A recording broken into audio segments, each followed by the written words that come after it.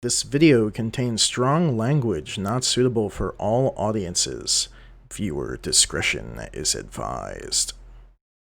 I can open this. Alright, welcome back to another episode of the Lost Minds of Phandelver. Thank you. Last we left off, our intrepid heroes were attacked by two strange bug creatures that came out of the ground. They quickly dispatched both of them with Torak using his tail to flap the one into the side of the ravine, which was... They were my cousins. Dope. You don't have bug legs. And then they continued forward, and then they heard some singing. And they were like, I think it was Torak, actually, that originally was lured by the singing. And coerced Torak up a cliff where they met two scandalous ladies who were not wearing any scandals, and they turned out to be harpies, and they were not wearing any boots. They picked up Tommy, tried to fly away with Tommy, and luckily someone shot the harpy and made it drop him twice. I don't remember who, but something that was happened. Me playing, what's his dick? Oh yeah, Tommy actually shot the harpy. Tommy. Yeah, that was yeah. Tommy pulled some sick moves. Mm-hmm. Yeah, one of the harpies escaped. It saw its friend get murdered and was like, "I'm out of here." And then Remus picked feathers from the one harpy and gave Tommy like a 2-foot-long harpy feather that he's then stuck in his hat. And then you guys made your way back down the cliff, and I think that's where we left off. Yeah.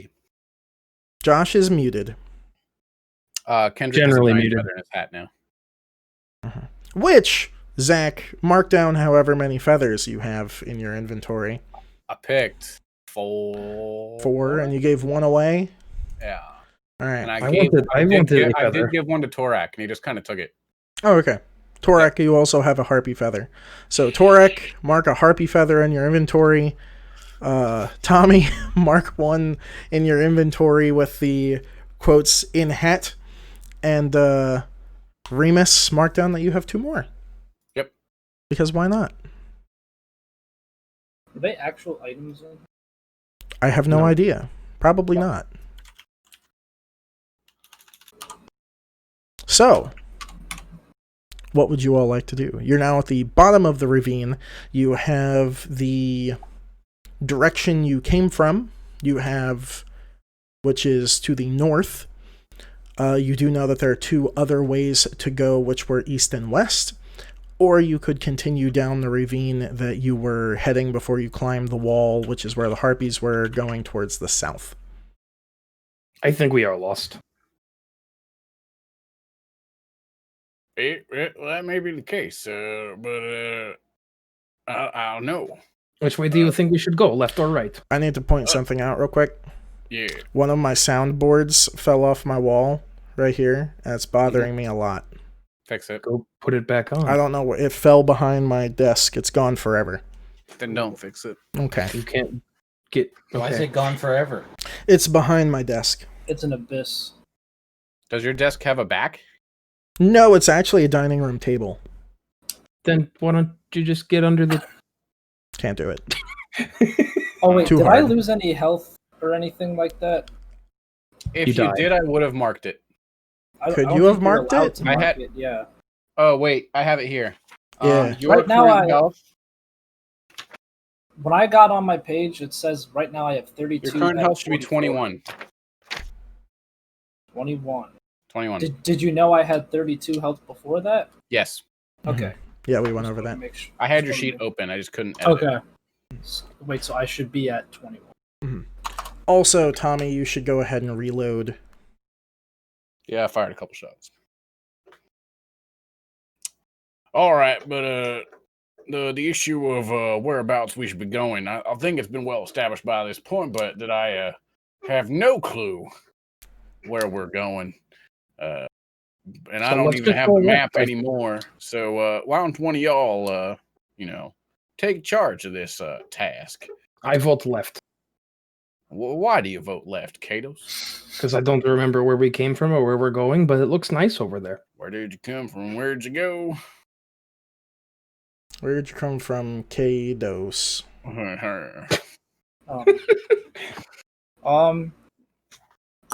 Can we Tommy, make? you have the map. I have the map. Oh. I guess I'll. It's not written down in anyone's inventory. You guys just kind of keep passing it around. But Right. Yeah. And every time I know someone that gives you to me, have it's it. upside down. Nobody lets me use the map. So I'm gonna finish reloading. I'm like, all right, well, let's see where. All right. Well, I'm looking at the map. Is it in the maps page? Yes. Or which one is this? Is this the last one you posted? See, my problem is I don't know where we are, and honestly, I don't want to let Chris tell us. I kind of would like. Yeah, let's. He's been holding our hand in the maps department, so it's time that we either get Gotta it right. roll or them fuck history something up. rolls, baby. Mhm. Yep. Can I do a survival check? Yeah, give me a survival Would check. that be a history? Oh, or to remember where you are, No. or to figure out where you are on the map. Survival. Survival. Yeah, survival. Yeah. If you're trying to figure out where you are. Yeah. Great rolls today, people. That's a 9. A 9 plus anything, or is it just a 9? It was a 3 plus 6. All right. So you do remember that you came from the north? The north. The real north. Do I know which way is north where I am right now? Roll me another survival check.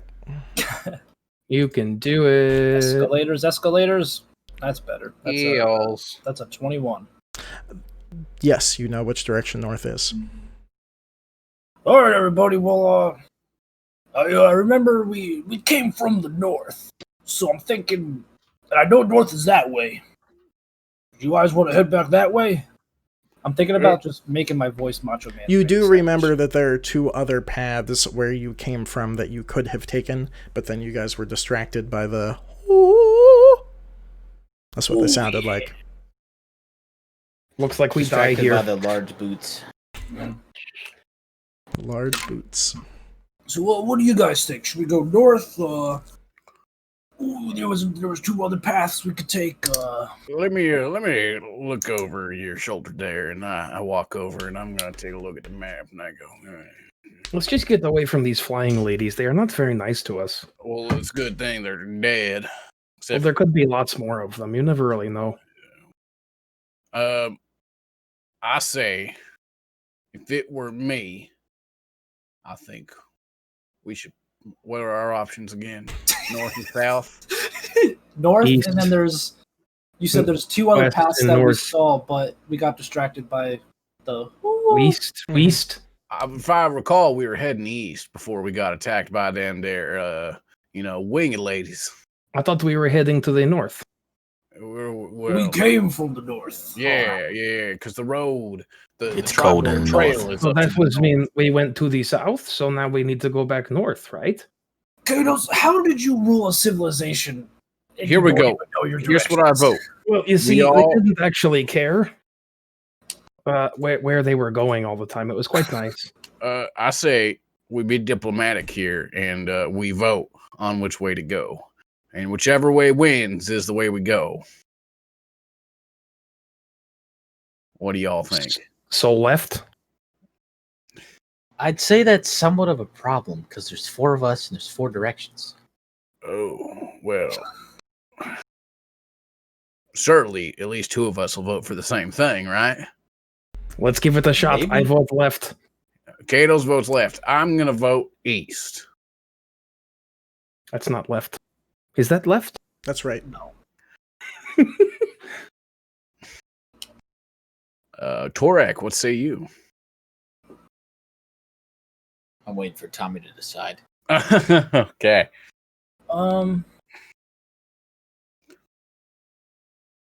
Ooh, I think we should go east as well. Ooh, yes. Man after my own heart.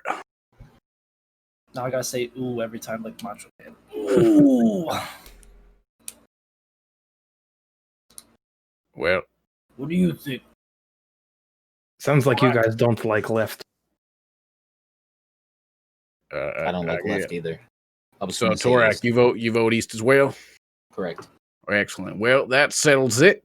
Mr. Navigator, could you please head us off in the direction of east? Yeah, I got it. I got you. I'm gonna We have a heading. Tuck the gun back in, and I'm gonna, because I was reloading, and then I'm gonna head east. Okay.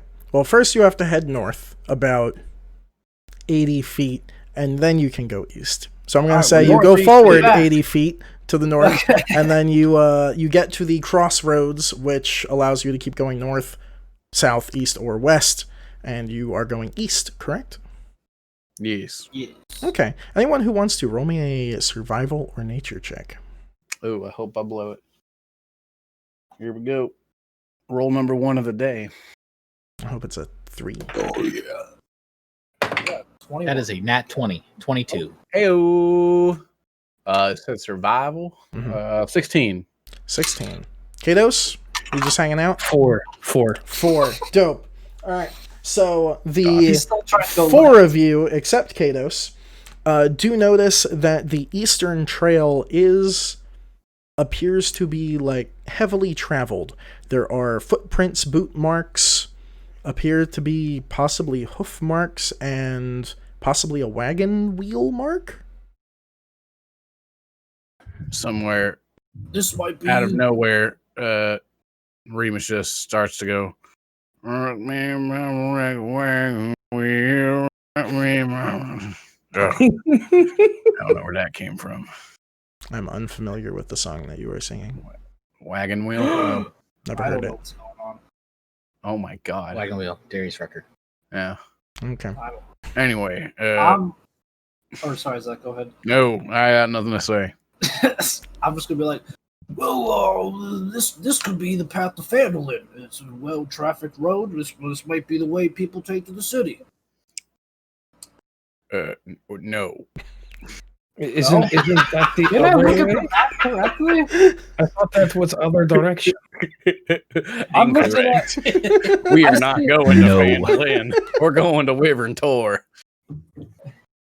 I mean, so- we could go back to Phandelver, but I Well, don't think maybe we we're need to. on. We might be on the path where it hooks off and goes to Phandalin, or if you We keep would going. then be all the way back up to the Tribor Trail if that were the case, and we are not. I don't know what's happening.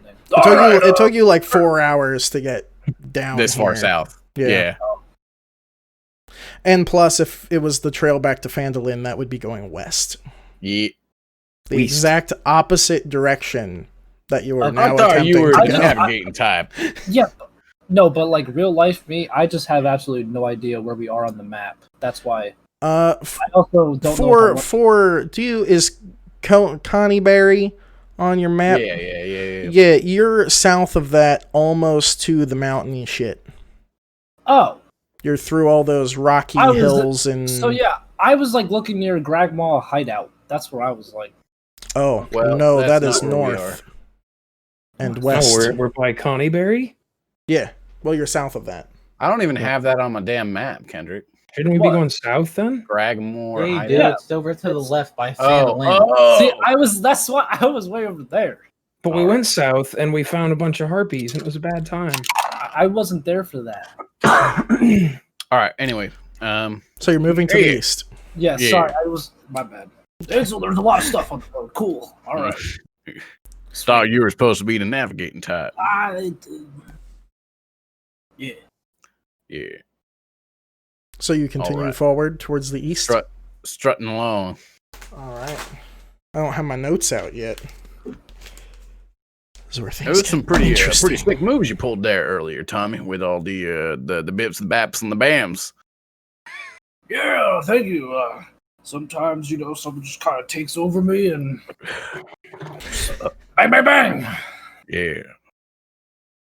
Church. Church? What? Is that your way of saying preach? Yeah. All right. So you guys, what's the marching order here? I'll be last. I guess I will I'm go in first. the middle. I'm after the directional one. That's me. Okay. I am the good one with the directions. All right. Why do I have a number written here? That doesn't make any sense. That's written in pen. Must have been an important number. Must have been. Is it the number 42? No. And it is not an important number. I thought the answer to the universe was 44. No. 2. Oh, it's 42. 42. Dope. So, you guys 42. continue down this path. Have you probably... ever seen that movie, 42? No. I have not. I don't see things. It's good.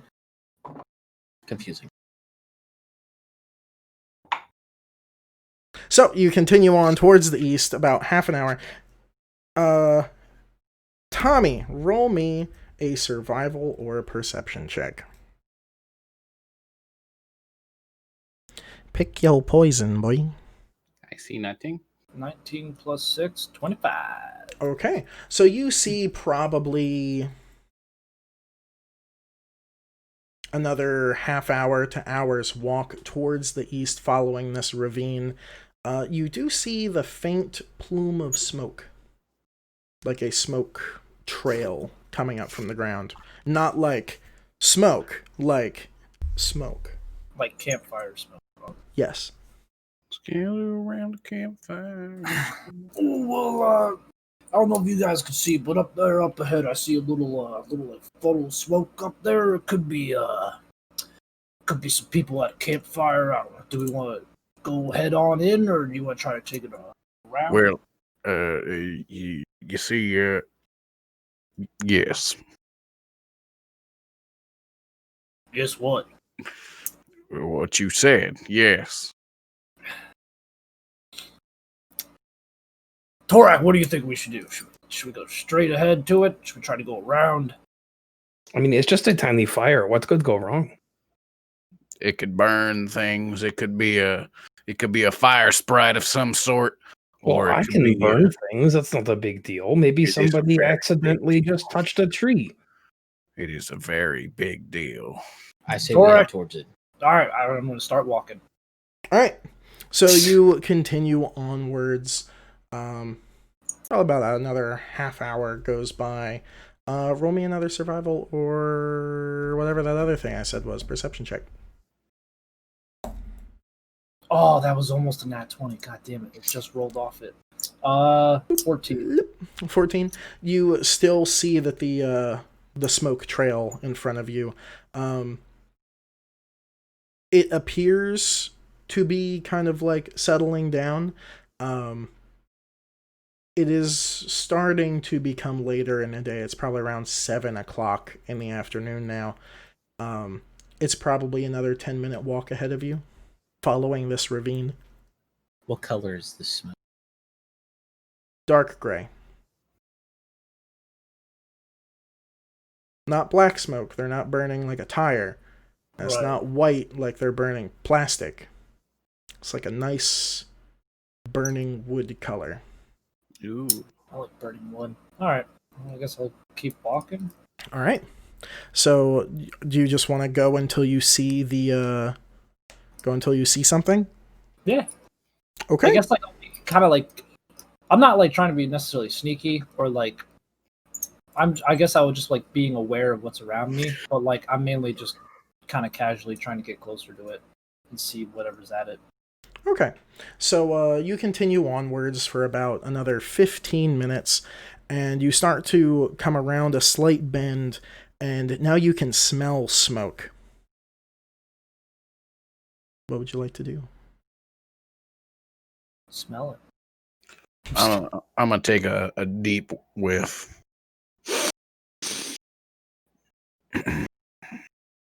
Smells Yep, like smoke. Smells to like me. smoke. Now you can tell that it actually smells like cooking. Oh, so I ate through my my extremely attuned nose. I have discerned that they are in fact, or they or whatever up there. There be cooking meat. If I wait, Salted pork? I don't much like pork, but I don't think they would feed us.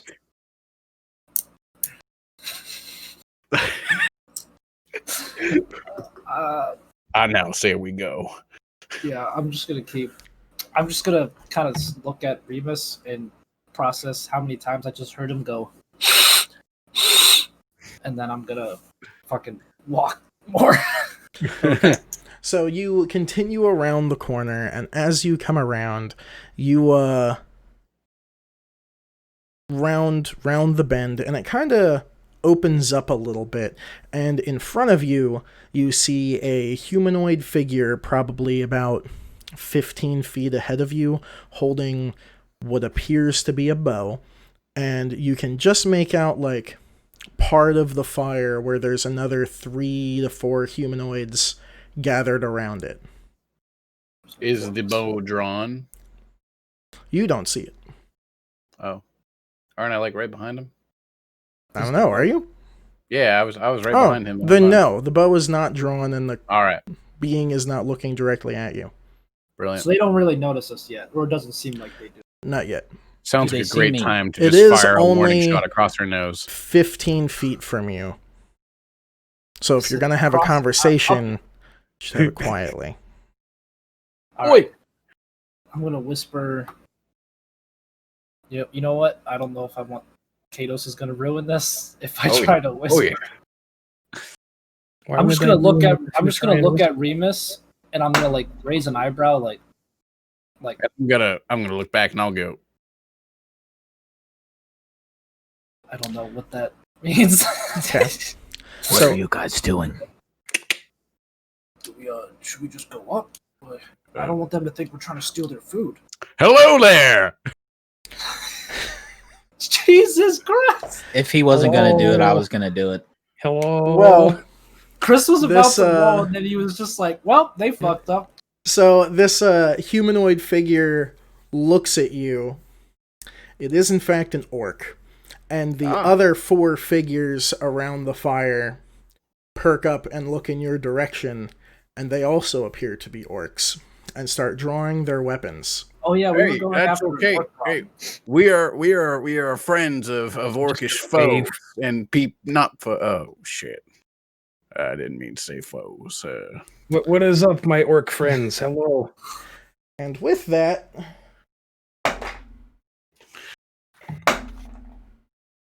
Really, it's okay. We can be friends. 3 arrows come flying towards you guys. 1 from the one 15 feet away, 2 of them around the fire. What's Tommy? What's your AC? And Remus. I'll say I didn't even do anything. My AC is 16. Okay. Remus, what's yours? It's a good thing you asked. I believe it is 18. 18. So all of the arrows managed to miss you, but you can go ahead and roll initiative. Okay. Hey, that better be the thumbnail. Me flexing right there. Boom. 22, Push-ups Chris. working, baby. That was not very nice. 22. Okay. Now you must die. Where the hell is? Oh, there it is.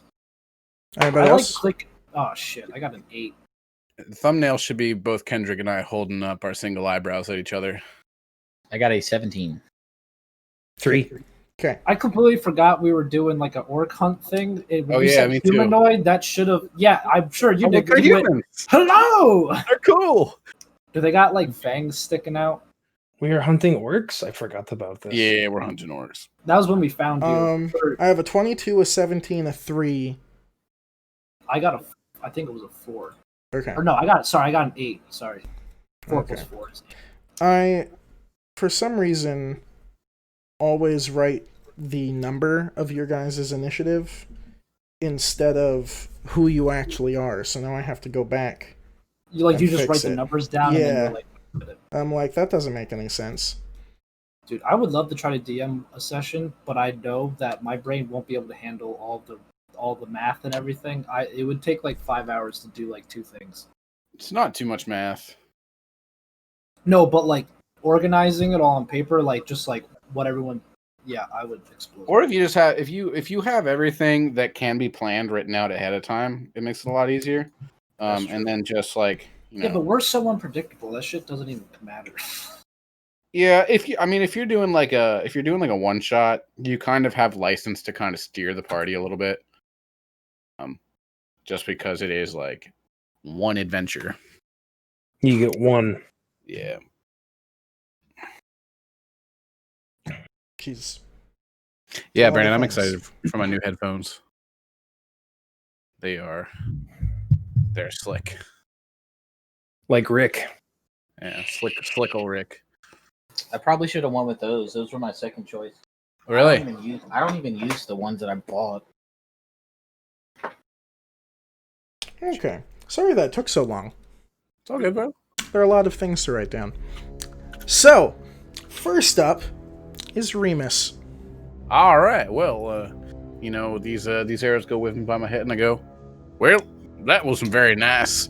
And I'm gonna start running towards. There's one 15 feet in front of me. Yes. And as I'm dashing towards this fucker, I'm pulling out the daggers, and I do a little wishy washy with them as I pull them out, and I'm gonna go for a whole stabby boy with First, my right roll me a hand. performance check because I want you to. Okay. You said they were what, like 15 feet away? The first one is. The other ones are about 45 to 60. Well, that's interesting. Wait, they're that much farther away than us? Your die is gone. Straight up, like it landed in a very like normal place, and Gone. it's just gone. So I suspect the Norgles. It's gremlins, man. They get me all the The time. Noggles. Well, I Fucking guess left I have behind, to. Use the D&D thing. It's fun to click the I guess I have to do it again. You're right. It is. Oh, I like doing it. Okay, that's a good one anyway. 22. 22. You do look dope spinning out your little twirly daggers. And the one that's The 15 orc in feet from front of me, you who, looks was the impressed. one he was the one holding the bow, correct, Chris? Yes. Okay, I'm gonna run. I do my little dude, and then I'm gonna go for a right hand stab. Okay, go ahead and roll me right hand stab. Hell yeah. Ooh-wee. That would be Ooh-wee. 21. 21 will hit. Go ahead and roll My me man. damage. I will go ahead and roll you damage. Let me just check my special daggers. Blackhawk Talons are a 1d4 plus 6. This sounded like he said something else. What, Blackhawk? Yeah, black cock daggers. 9 damage on the first one, Chris. 9 damage. Yeah. All right. So you go ahead and you run up and you go for this right hand stab, and you get him just in the lower left ribs, and you can feel the blade go right through. And assuming you hit his lung, Yeah. he is still standing, and he kind of recoils a bit from the stab. Yep, and I'm still in there with my right hand, and all in the same motion. Right after getting that, my other dagger is backwards in this hand, and I'm gonna try to come down on him with the other dagger. All right. And that one is going to be a 16 to hit. 16 will hit. Nice. Go ahead and roll Cool. me damage. That's gonna be 10 damage, Chris. 10 damage. So you come around with this second dagger after getting him in what you're assuming was his lung, and you stab it right above his collarbone, Yeah. and you just see this gurgle of blood spill out from his mouth, and his eyes roll back, and he falls to the ground in front of you. And as he falls, I just pull my daggers out, and I kind of look to the next couple, and I do another little, and I prepare myself for whatever comes next. Okay, Wait, one's already dead, just like that. one's dead. All right. And because that was the one up next in the initiative order, Torak, it is now your turn. Didn't How even far get away a am from How far away am I from the closest? About 55 feet now. I'm gonna hook a javelin at him. Oh, Okay. Pick a number between 1 and 5. 3. 3. Alright. So go ahead and roll me a ranged attack. 27. 27 will Nat hit. 20. Oh, it's a nat Another 20. nat 20. Okay. Go ahead and roll two whatever damage die that is. That is a 9 and an 8. Is that with your plus both times or without the plus? With the plus, so it's 1d6 plus 4. Okay. So you said one was a 9 and one was an 8, Correct. which brings it to 13 damage because you don't add the 4 on the... You only add the 4 once on crits. So that's 13, I said? No, 1d6, then it would be... Yeah, you're right, 13. Okay. So you go ahead and whiz this javelin through the air. It is a missile, and it flies through, and it gets him straight in the sternum, and he kind of doubles over a little bit and puts his sword on the ground to kind of prop himself up. He is still alive, but not looking happy about being stabbed from a distance.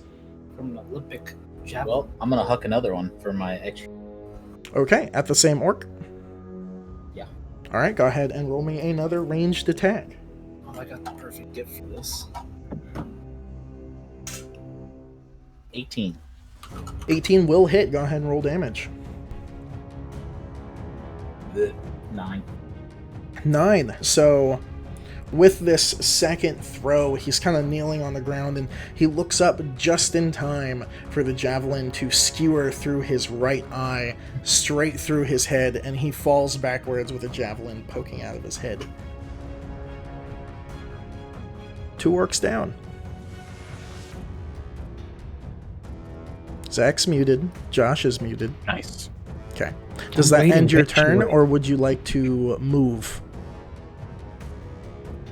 You guys are rather clumped up, except for Remus, who's 15 feet ahead of you.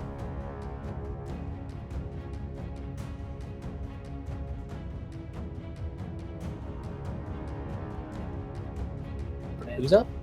You Good are. decision. Do you want to end your turn, or do you want to move? Oh, yeah.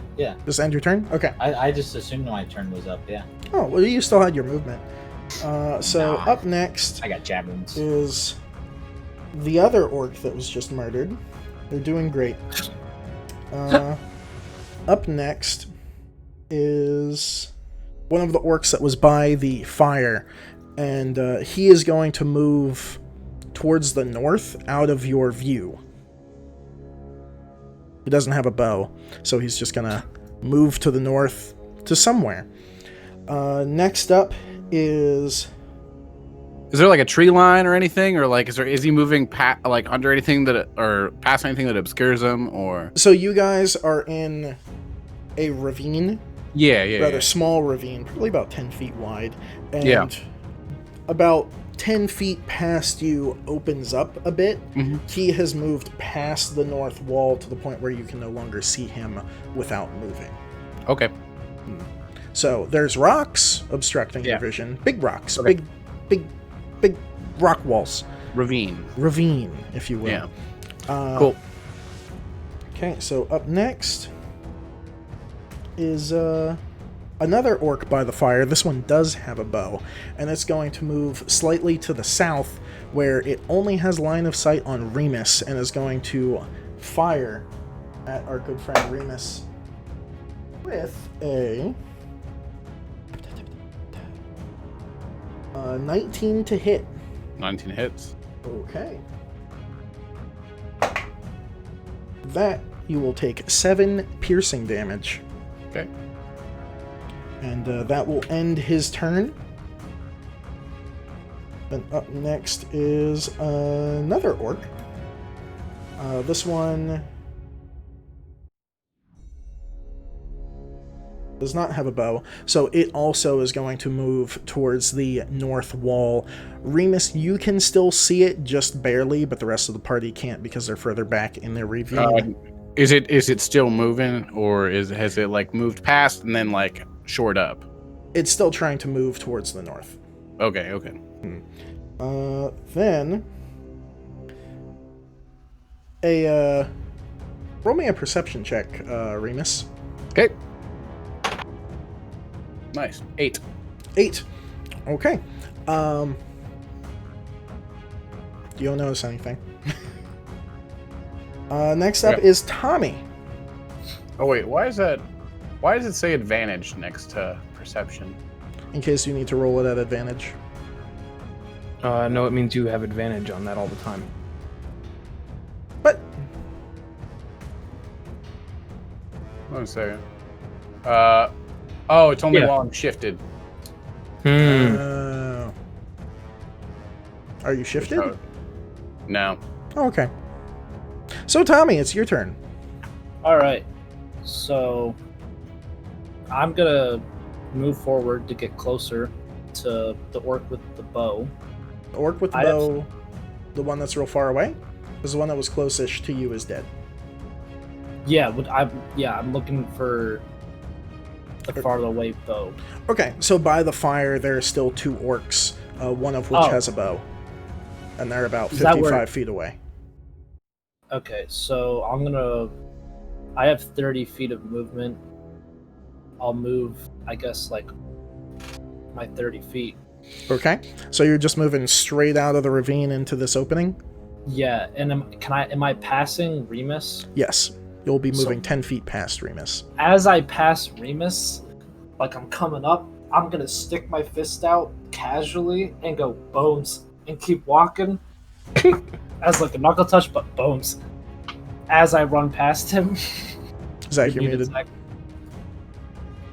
I like half-assedly hold out my hand. I just took like a pretty nasty hit by this arrow, but I just and dagger's still in my hand. And just, we get like a loose nugs level of touch. Loose nuts. Loose knucks. All right. Yeah. So, Tommy, you make it out past the ravine. You now see probably about a 50-foot wide north and south direction by probably 100 feet long, continuing on towards your east. There is a small mouth of a cave to your south with a large orc coming out of it with a large axe. Also, roll me a perception check, which I should have made you do before that. Sounds like a good time to me. That's 17. 17. So you do see him. You see the 2 orcs by the campfire and the 2 orcs that moved around to the north into the opening. And you do notice the sound of like rocks moving above you and behind you. I should have movement. I'm scared. How far away are the orcs by the fire now? Like About 25 to 30 feet. Perfect. Well, I'm gonna take a shot at the guys by the fire. Do they both have bows? One has a bow. I'm gonna shoot that guy. Okay, so go ahead and roll me a ranged attack.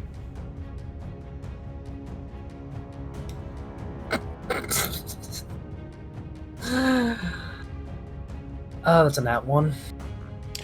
Oh shit! That means my gun fucking backfire. Yep. So with that, you pull the trigger and it goes click, and then you kind of look at it for a second, and it just goes BAM! And fires out of your hand. It's laying on the ground next to you. It is a free action to pick it up and look at it. Can I pick it up? Yep, go ahead and pick Does it he up. not take damage from that? Not this weapon. There are weapons that he will. Yeah. I think it's 'cause it's too small to. So Like- it will, I believe it's an action to clear it. I think it is. Yeah. So if I were to fix it, I wouldn't be able to shoot again, right? Because I mean I have extra attack, but I think that would. Yeah, that needs to be used since this is the first time. Ideally, so you get one action, but you have extra attack, which if you attack, then you can have another attack action. And I don't think you can use the attack action to repair it. So for now, we'll say that you can attempt to repair it this turn until I look into it further. We'll say that it will take 1 attack. I feel like that's a little more fair, because if you like blow it on the first shot, then you're kind of screwed for your next turn too, because then you have to clear it and then you won't be able to attack next turn. So yeah, we'll go with an attack action. So go ahead and roll me You don't have a tinker's kit, do you? I do. You do. Go ahead and roll me a tinkerer check. I don't know. I don't know how to do that. What's your name? Probably sleight of hand. Yes. Sleight of hand. Survival? Maybe. Go ahead and roll a survival check. Well, I'm thinking. Or I also have a bow. you do have a bow. What's the... So, it is an intelligence check. Just a straight intelligence check.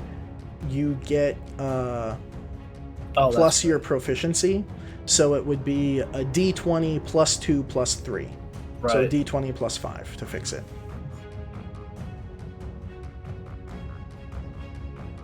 We're learning. I'm learning. I'm trying to think if I want to fix it or if I should just use my longbow. Well, according to your sheet, your longbow is not equipped to you. It's in your bag. Oh, that's true. So that wouldn't work. All right, yeah, I'll fucking fix this. All right. So intelligence plus 5. So that's a 15. A 15. So you kind of look at it and you get one of your tools out and you slam this little like file into it and kind of pull the hammer back, and the weapon is now functioning. You fixed it. It's fixed. And I already moved. Mm-hmm. You can use a bonus action, or you could yell at him if you want. Wait, what would a bonus action entail? Like I don't know. Using something? Using something that's a bonus action. You can use your second wind. Once per short rest, you can use a bonus action to regain 1d10 plus 5 HP. That's true. I also have potions. How many potions? Potion of healing. I have 4 of them. How much does that do? It says if you click on it. 2d4 plus 2. And my second wind is 1d. We're going to do the second wind. What? The once per short rest, you can use a bonus action to regain 1d. So it's free. Yeah. 1d10 plus 5. So roll me a d10 and add 5. God damn it. That's a fucking 1. 1, plus so 5. you heal 6. This is dumb. And that will end your turn. Both times I've used that second wind, I've gotten terrible rolls for the heal. I've only used it one other time, and it was just as bad. So, up next, Tommy, you're the only one that hears this, but you start hearing this, like, grumble, this, and this sliding of what sounds like rock on rock. Remus, roll me a dexterity saving throw.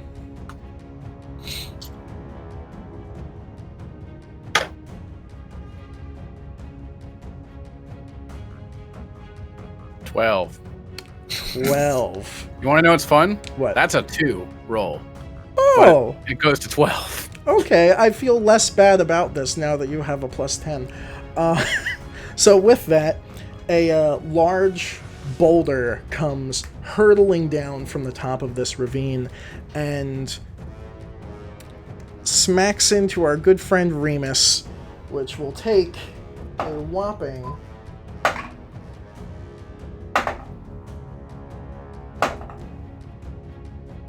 The boulder is not here to negotiate. 13 bludgeoning damage. Alright. So you got smacked with an arrow and now with a boulder. Describe it. So this boulder comes whizzing down this cliffside, and you go to move, and where the arrow is still protruding from your body, there's this twinge of pain, and it just makes you hesitate just for a second. And in that hesitation, when you go to jump back, the boulder still catches your right side and slams you against the opposite cliff face. You're not stuck, but you're definitely owied. Yeah. Alright. If Tommy would like to roll me a perception check to see what the dealio is, yeah. See if Wile E. Coyote's up there trying to mess her day up. That's 11. An 11? You can just make out what looks to be a very large shoulder kind of creeping back behind the edge of the cliff. Shoulder from the boulder. So, that ends that turn. It's now Kados' turn. Oh, hello. I'm the only one that's in the back still, right? You are next to Torek. Torek threw javelins. He did not move. I want to walk up next to Tommy. Okay. You can See, get this motion about is 5 gonna- feet behind Tommy. Why? I'm the same. So whatever. That'll work. Because You have he was leading the group, and you were third back in the group. Dakota Kaler says hi, Kendrick. Coach! Do I have Put to me in, edit his coach. name out of the YouTube video now, or does that not matter? I don't think it matters. Okay. You're all free to look him up on Facebook. He's a pretty nice guy. Put me in, coach. Okay, so Chris you doesn't like to edit, so I hate editing. Anyway, so Kados, you get about 5 feet past the edge of this ravine. You are now in this open area. Roll me a perception check. So anyway, I started blasting. 16. 16. So you look around and you see a large orc.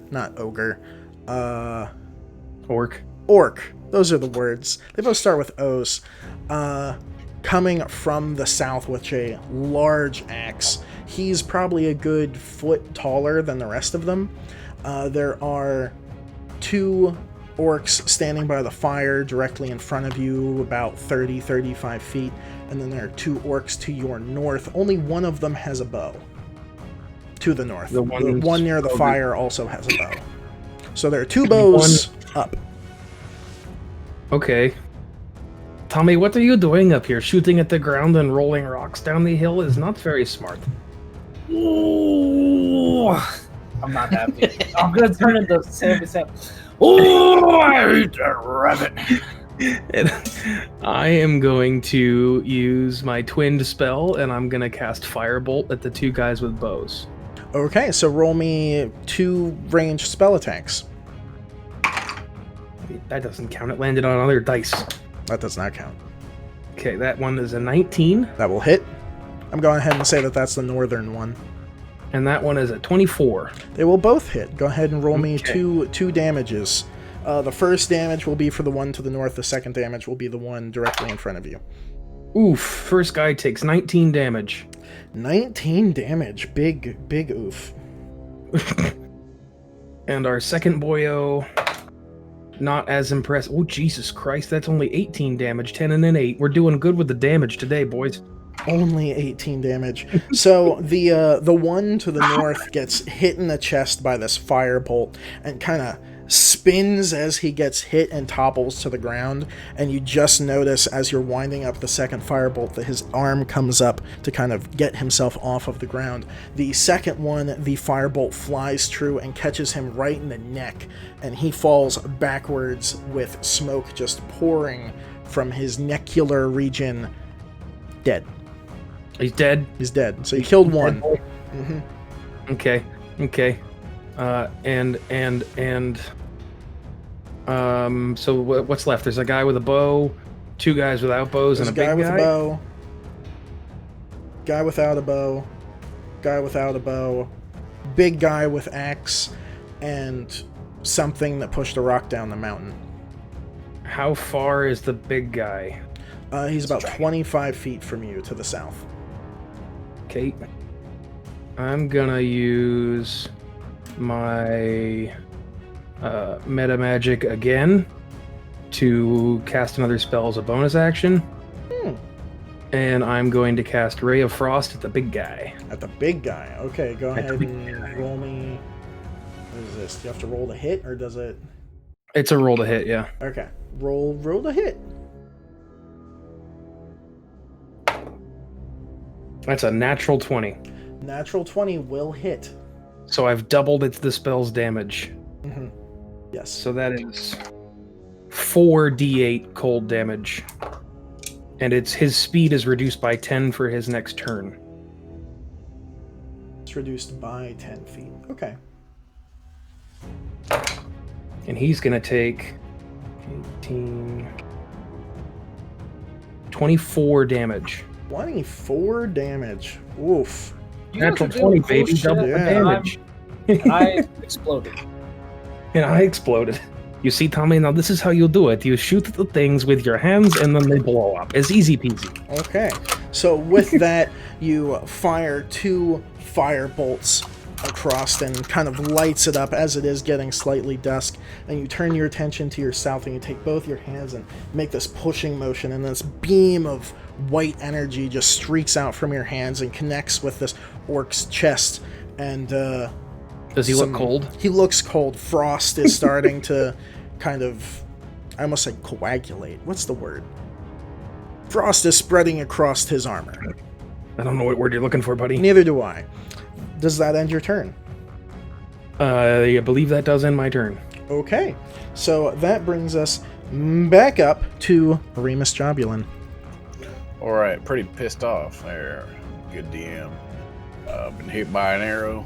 Hit by a rock. Been fucked by a rock. So I reach into my bag, and I'm gonna pull out one of my many potions of healing. Okay. And I'm gonna pop that bitch. I kind of. Which you can use a bonus action to use a potion on yourself. You can use. So I'm starting with a bonus action. Yes, You can, I just yeah. wanted to make sure that Yeah. you knew. Yeah. So, like I do this. I'm holding. I kind of put one of my daggers over the other hand, and I pull this thing out. I rip the cork out with my teeth, and I do a glug, glug, glug, glug, glug. And it's a 2d4 plus 2. So that's 4 and 4. Hey, So 10. 10 damage. Still Look at 10. you. Okay. And I'm gonna look up at the rock face from whence my assailant came. And do I see anything up there? Roll me a perception check. Okay. 8. No. Nope. All right. I'm gonna get out of all the rocky mess, and so I'm gonna use my movement, and I'm gonna switch from my daggers as my action. I'm gonna holster my daggers and then draw out my bow, and I'm gonna knock an arrow but not draw, and be alert. I'm not pushing forward any further. Your bow is on you, so I if know. you want to use one of your 2 attacks this turn, I will allow it. I don't see anything at this time, though, right? You didn't push out. Well, there's still the No. one sword guy by the fire, so you do still see. Oh, I thought one he guy. ran. There's still one more there. Okay, well, I'm gonna fine then. I'm gonna knock an arrow and fire. Okay, go ahead Out and of roll me a ranged fire attack. That's still my dex, right? I think a short bow. It's +8 to hit, Plus 8. Nice. so you're That's proficient in it. 27. 27 will hit. Go ahead Alright. and roll me damage. 1d6 Cool. plus 5. 1d6 plus 5. 10. 10? Okay. So this, you swig your potion down and kind of wipe your chin a little bit, and you realize that you're not in the best of shape, so you holster your daggers and you pull out your bow, and you survey the area looking up on the cliff, and you make out one orc that you can see, and you draw your bow back and release this arrow, and as it flies past Kados's head, it makes contact with the left shoulder of this orc that's over by the fire as he has a short sword drawn, and he kind of recoils a little bit and locks eyes with you. And Oh, cool. I only get 1 bonus action per turn, right? Yes. Cool. All right. That will. I'll be that then. All right. Yep. Next up is Torak. Well, how close is the closest person? Since I didn't move from the last spot, You didn't move, so 55 feet. I'm gonna huck another javelin. Okay. Go ahead and roll me a hucked javelin throw. 27. 27 will hit. Go ahead and roll me damage. Was that another Well- nat 20? Do you want to take it as a nat 20? Because it's a computer generated nat 20. Yeah, take it as a nat 20. You do double damage on a nat 20, don't forget. Yeah. Well, you do double die damage. Well, yes. Yes, you roll 2 dice. Or double the amount of dice you would roll. 13. 13 damage. All right.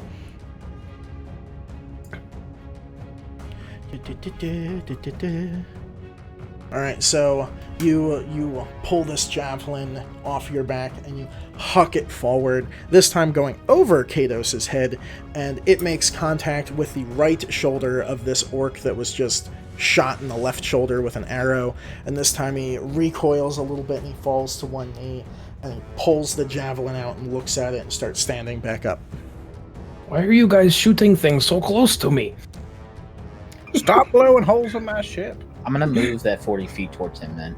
Okay, so you'll get 5 feet past Tommy. Okay.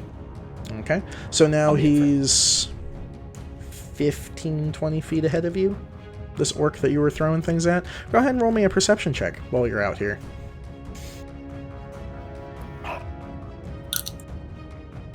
8. 8. You see the guy that you hit with a javelin. You see 2 guys to your north, and you see 1 guy with a big axe to your south. That's about it. Does that I'm end going your to turn? huck another javelin. At the guy that you At hucked the- a javelin at before? No, big axe fella. Big guy. Okay, go ahead and roll me a ranged throwy thing.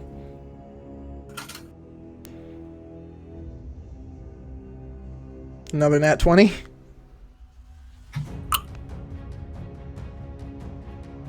Oof. Go ahead and roll me damage. Javelins are just your thing. He took your thing, Chris. He did. It's a barbarian thing, really. 12. 12 damage. So you go ahead and see That's double? this larger Yeah, because I don't have that +4 the second time. this larger orc to your south, and you wind back and whip a javelin at him, hitting him right in the stomach, and it looks like it goes through the armor and impales into him, and he kind of like leans over a little bit and he pulls out the javelin and is now holding it in his other hand. Got anything else? No, I'm good. All right. So up next is the orc that's been shot with an arrow and shot with a javelin. He is going to rush forward. He has a long sword, and he's going to go ahead and attack Torak. Let's see what he's got. That is a 16 to hit. Does not hit. Does not hit. Okay. 17. 17, nice. So he goes ahead and does this swinging uppercut. It's a little slower than most uppercuts you've seen, you're assuming, because he's been injured in both shoulders, and just misses you by a good, foot. That will end his turn. Good foot. Oh. Then we have one of the orcs to the north, the one without the bow, is going to rush down towards Kados and make 2 swings with short swords at you. The first one is an 11. That doesn't hit, believe it or not. Wow! And the second one is a 19. That'll do it. That'll do it. All right. So you will take 6 slashing damage as he swings a short sword and you duck out of the way, but you do it a little slowly so he has time to come back and poke you right in the rib with his offhand short sword, and that will end his turn. Which then brings us to Orc 5, which is the one with the bow to the north. So as it sees its friend go ahead and attack Kados, it's going to wind up with a bow and give you the old shooty shoot. That is a 15 to hit. That'll do it. Okay.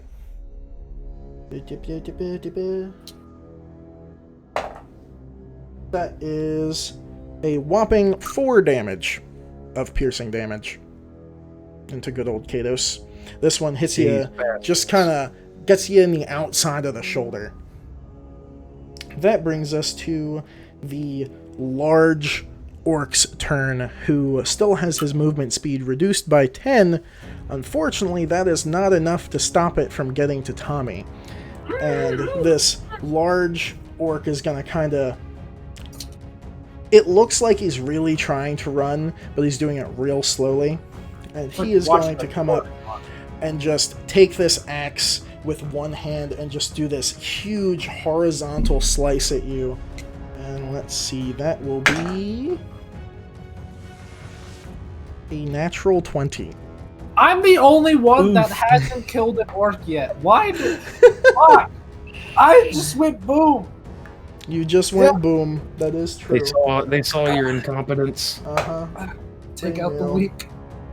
So Well, that is I guess that hits. 11 plus 4. So 15 slashing damage. As he comes across and he kind of whacks you, and it catches a good amount of you and pushes you a good 3 feet to the side. And then he's going to go and try to stab you with the javelin that he received via mail order from your barbarian Torek. friend. Thanks, buddy. You can Delivery! kill me. That He is a 7 to hit. Oh, that doesn't hit. Okay, so he goes after this huge slash. He goes and tries to poke you with this javelin, and you just kind of scooch out of the way a little bit, and he goes wide and misses. That brings us to Tommy. Can I just say how hilarious would that have been if he killed me with Torak's weapon? I only have 12 right now, so I was like, oh boy. Oh, Yeah. So I'm gonna use a potion, okay. which I can do first, right? Yeah.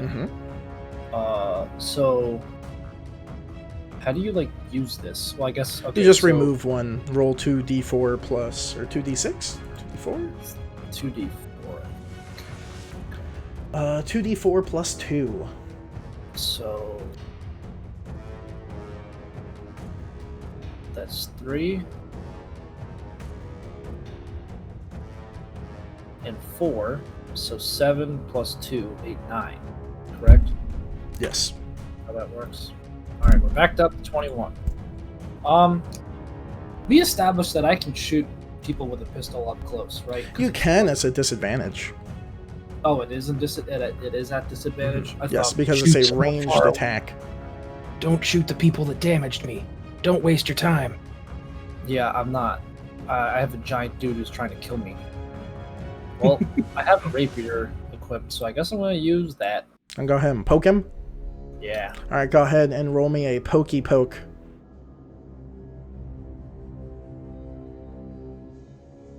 Let's say 17. 17 will just hit. Go ahead and roll me damage.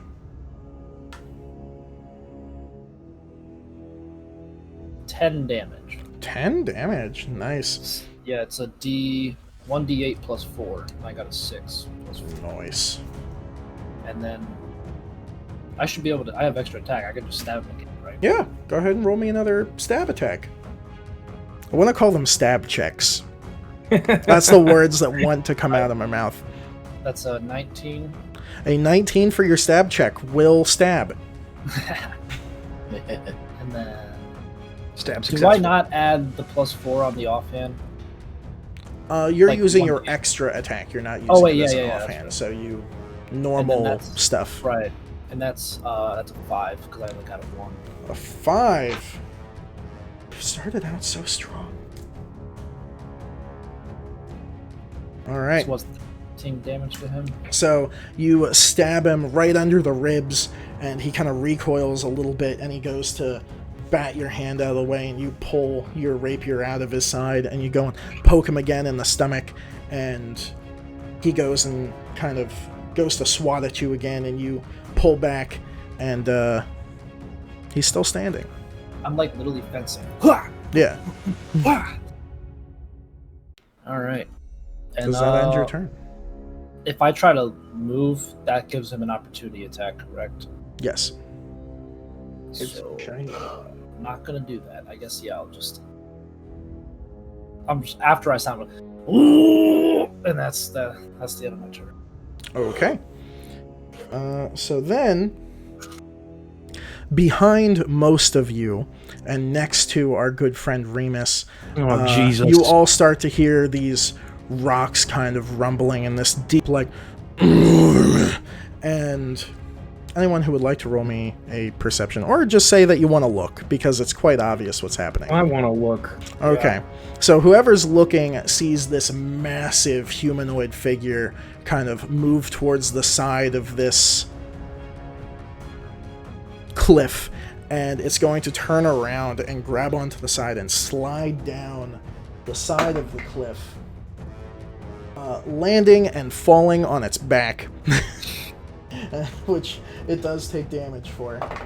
The same amount of damage that our good friend earlier took, falling down. They have a cave troll. They have a cave troll. And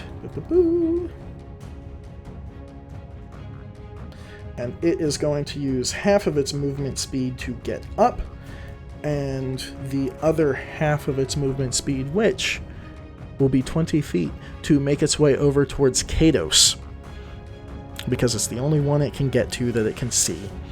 And it's going to go ahead and go and bring up this huge club that looks like it has some sort of like metal daggers protruding through it, and swing down right at you. That will be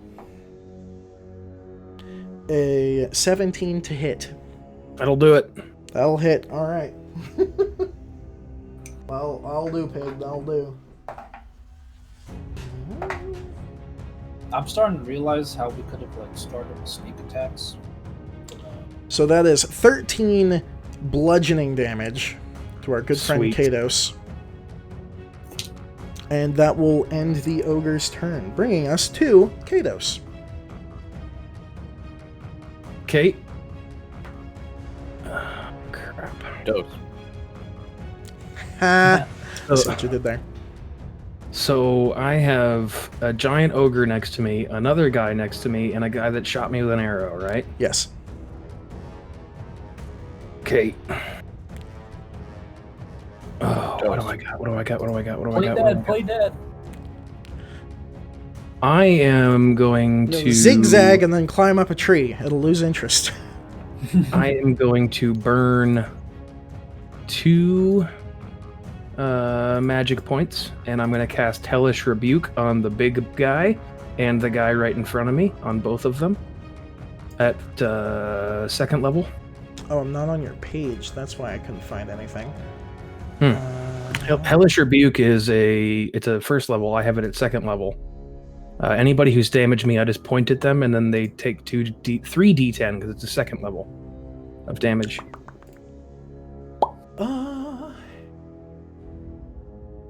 One reaction. So you could have actually used this when the ogre hit you. Son of a bitch. So I'll let you do that, because it was just the ogre's turn. Then you'll still have your attack action. Okay. Let's do that then. So you don't have to use those sorcery points to do whatever you just did. So just the ogre then? Yes. Or you could have used it to shoot the other guy who damaged you before, but... Too late. I didn't realize that was a reaction. Yeah, it's a reaction. God, I'm dumb. I mean, Okay. This is new to me. The only reason why I remembered is because you tried to do this before and figured it's out that it fucked was a up, yes. reaction. I didn't remember that. Okay, so I'm going to do that at the ogre. 3d10s. Here we Okay. go. That's 27 damage. A dexterity saving throw. How Yes, dexterous if do you pass think it- ogres are? Not that. Dexterous. Is that what it actually is? Though, straight up. Well, he got a 10, and the save is a 16, so he takes full damage. Boop. Okay, how much did you say? 26, I believe. 26. Bleh.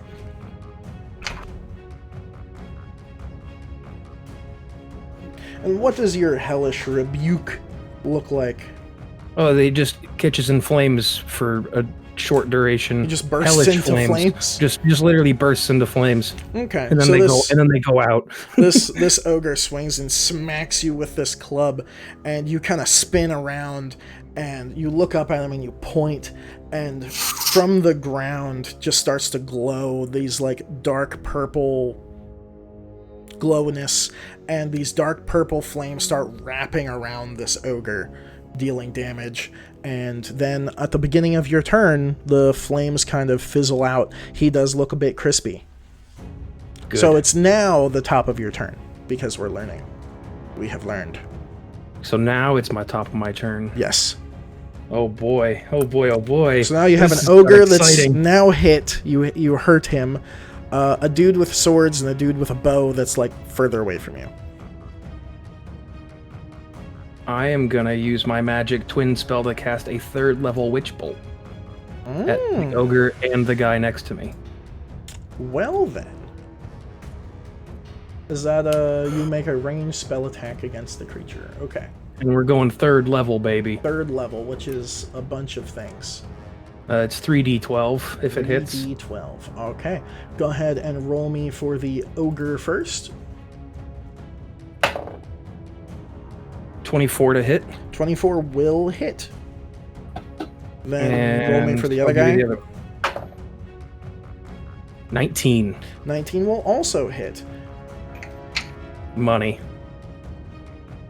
I would think you would have to roll the damage Separately, separately. Yeah, okay. We've done this before. Oh, okay. Okay. Performance issues, 1 out of 5. That's for the first one, that's 26 points of damage. Luckily, And ogres for have a the lot second of hit points. the second one Mhm. is only 21 points of damage. Only 21. All So, the damage, baby. you kind of This is some, wind this is some up Darth Sidious and shit. release these electric bolts from your hand that arc into the ogre, into the orc, and then they arc together. And the ogre looks like he's taken it pretty well. The orc, on the other hand, combusts into flames and falls to the ground, Perfect, perfect. now dead. Yeah, and I can't move either. I'm gonna get a hit if I do move. That sucks. That super sucks. Bonus action, bonus action, bonus action. Alright, I'm gonna use a bonus action to burn his 1st level spell slot, which Okay. gives me some of my meta magic points back, and that's all I'm gonna do. And that's my turn. Excuse me. Nice. So, that brings us up to Remus Jobulin. Heyo. Been watching a lot of stupid shit happen. Gonna go ahead and pull out another arrow out of the bow, but out of the quiver. I mean, but this time, God, I'm gonna go ahead. I'm gonna try to use my insightful fighting. Do the whole insight check thing. Contested by its deception. So, I don't imagine it's a particularly intelligent creature. Who are you doing this to? The big guy. The ogre? Or the one big attacking orc? me? What? There's a big orc, and there's also an ogre. The big guy. The So ogre, the then. ogre. Yeah. Yeah, somebody's Okay. gotta kill that ogre, or else I'm You gonna telling die. me that orc is the same size as that ogre? No, but I've also referred to him as the big orc, so... Oh. All right. So that is going to be a 21. Unfortunately, he got a -1. Oh! See what All I did right. there? I gotcha! So I get sneak. I get sneak on my first hit here. Yes. So I'm going to go ahead and roll attack against this lad. I'm going At to advantage. release an arrow, and it is going to be Mr. Chris. Let me add up the things here. What do I add to the number? Do. I forget. Do. It's sorry guys here. You're shooting a bow? It's +8. +8. Okay. 22. 14 22 plus 8. will hit. Nice. Did you roll okay. at advantage? I did not roll at advantage. Roll again, just in case you get a nat 20. All right. That's not a nat 20. Okay. I got it. 12. Okay, so it does hit. Okay, it hits. All right, so I release said arrow, and I'm going to be able to do 1d6 plus 5 of normal damage. So that's a 4 plus 5 is 9, and then I get 2d6 of sneak damage. That's how you do it. Mhm. That's another 5, so 9 and 5 is 14. Okay. And then I'm going to use my nothing. That's all I got. I don't have extra attack. I have 2 weapon fighting. So, yes. So that'll, as a bonus action, I'm going to lower the bow, and I'm going to pop another potion of healing. Isn't your insightful fighting a bonus action? As a Oh, yes, bonus correct. action. Yep, thank you. Mhm. Good man. So you just stay where you are? Yep. All right. So that ends Remus's turn. That brings us over to Torak, who I believe just got stabbed. Or no, you almost got stabbed and then didn't get stabbed. Is that guy still alive? He is. Not for long. I'm gonna smack him with my great axe. How far away am I? You're Be like- within 5 feet. Get in there. 10-foot great axe has 10-foot. Oh, well, he is at 5 feet because he does not have a great axe that can go 10 feet. You should back up. You should back up 5 feet and smack him, and then he can't hit you. Yeah. Or no, stay there. Maybe he'll hit you instead of me. No, I'll stay there. I'm gonna smack him. Okay, go ahead and roll me a smack check. 16. 16 will smack. Go ahead and roll me smack damage. That is 16. 16 damage. So 12 plus 4. with that, how do you want to do this? Well, the great axe. I'm just gonna bring it up and right on top. Right on top. Like, So you No force, just enough that the great axe does all the work. Okay, so you bring up the axe and he kind of looks up at it and you bring it down and he tries to step back, but with the reach of the great axe still comes down right in the middle of his head and it splits him down just like through the chest a little bit, and you pull the great axe out forward and he kind of splays into a little bit and falls backwards dead on the ground. Nice. Nice. You still have another attack, I believe. How close Help. is the next guy? Or help. Help. There is a large orc attacking Tommy. Me. There is an ogre attacking Kados, and one guy with a bow towards the north. I thought he just hit the ogre. Yeah, he hit. No, Torak No, I didn't hit hit the the ogre. orc. He Oh. hit an orc that was engaged with him. Get that ogre, boy. The ogre is 15 feet behind you, and the large orc is 10. the large orc is 10. Yes. I'm gonna take a swing at the large orc. Okay, go ahead and roll me a swing check. Is a 24. 24 will hit. Go ahead and roll me a swing damage. 14. 14. How do you want to do this? If I go do the Wait, same you go thing. for the orc or the ogre? The orc. The orc. Damn it. That was the bigger orc, wasn't Yes, that was the big guy. Wait, you're killing the big guy thing, God. it? Okay, Not the well, big I'm ogre. gonna take it like a baseball bat. Right across the Kendrick, we still have a big Straight ogre. across the stomach. So he is facing Tommy, so you wind up and you swing this, narrowly missing Tommy, and it cuts good halfway into his abdomen and just swings straight through, and you feel a little like crunch about halfway where it nicks his spine and just blows out the back, and there's a spray of blood across the ground, and he kind of stumbles a little bit and falls towards his right side, where he again accordions in half on the ground on top of himself, dead. Jesus. That ends my turn.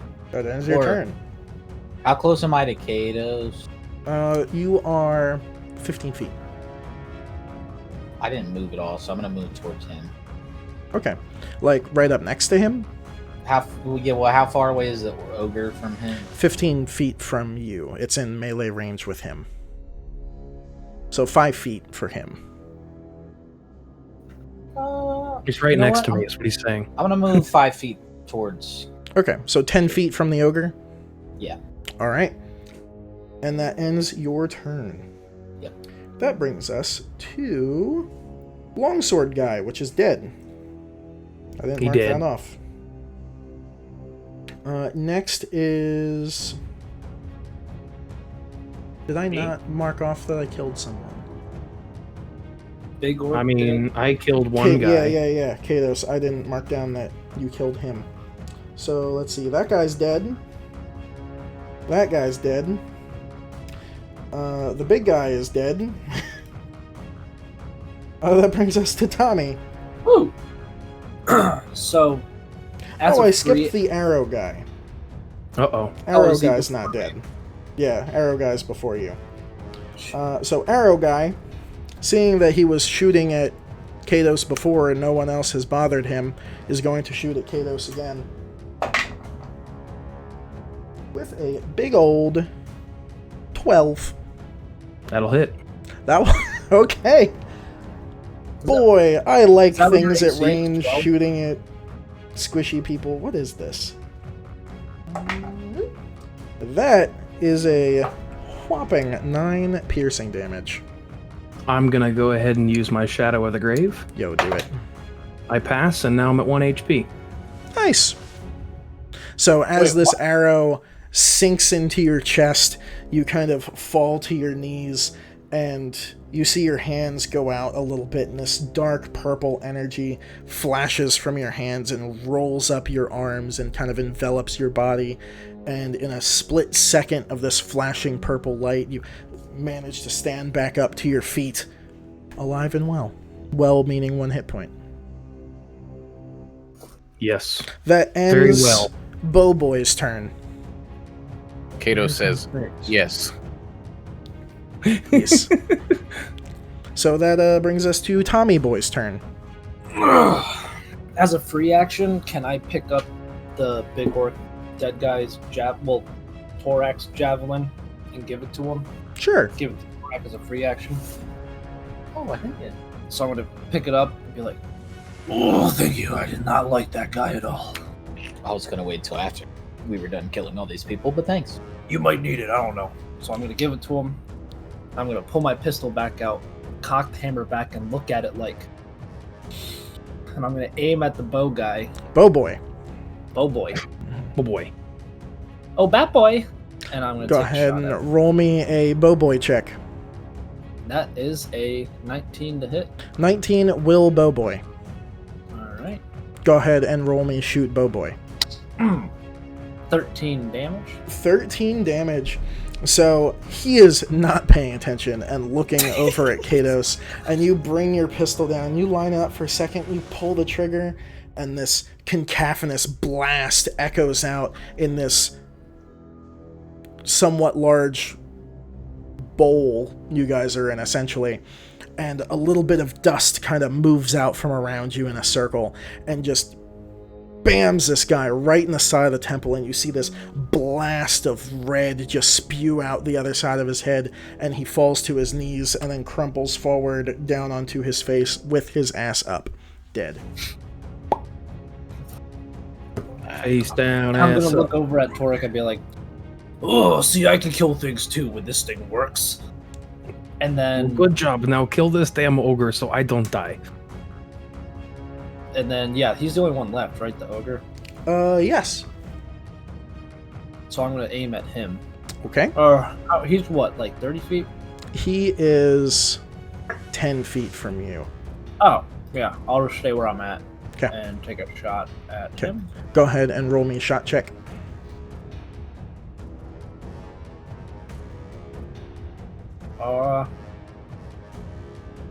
Wait, I'm looking at something.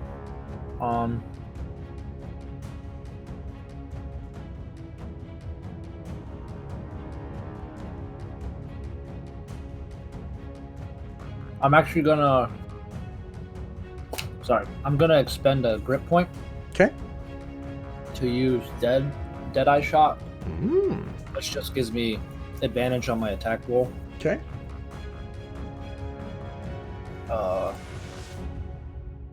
Thank God I used that. Because that first one was bad. Oh, there we go.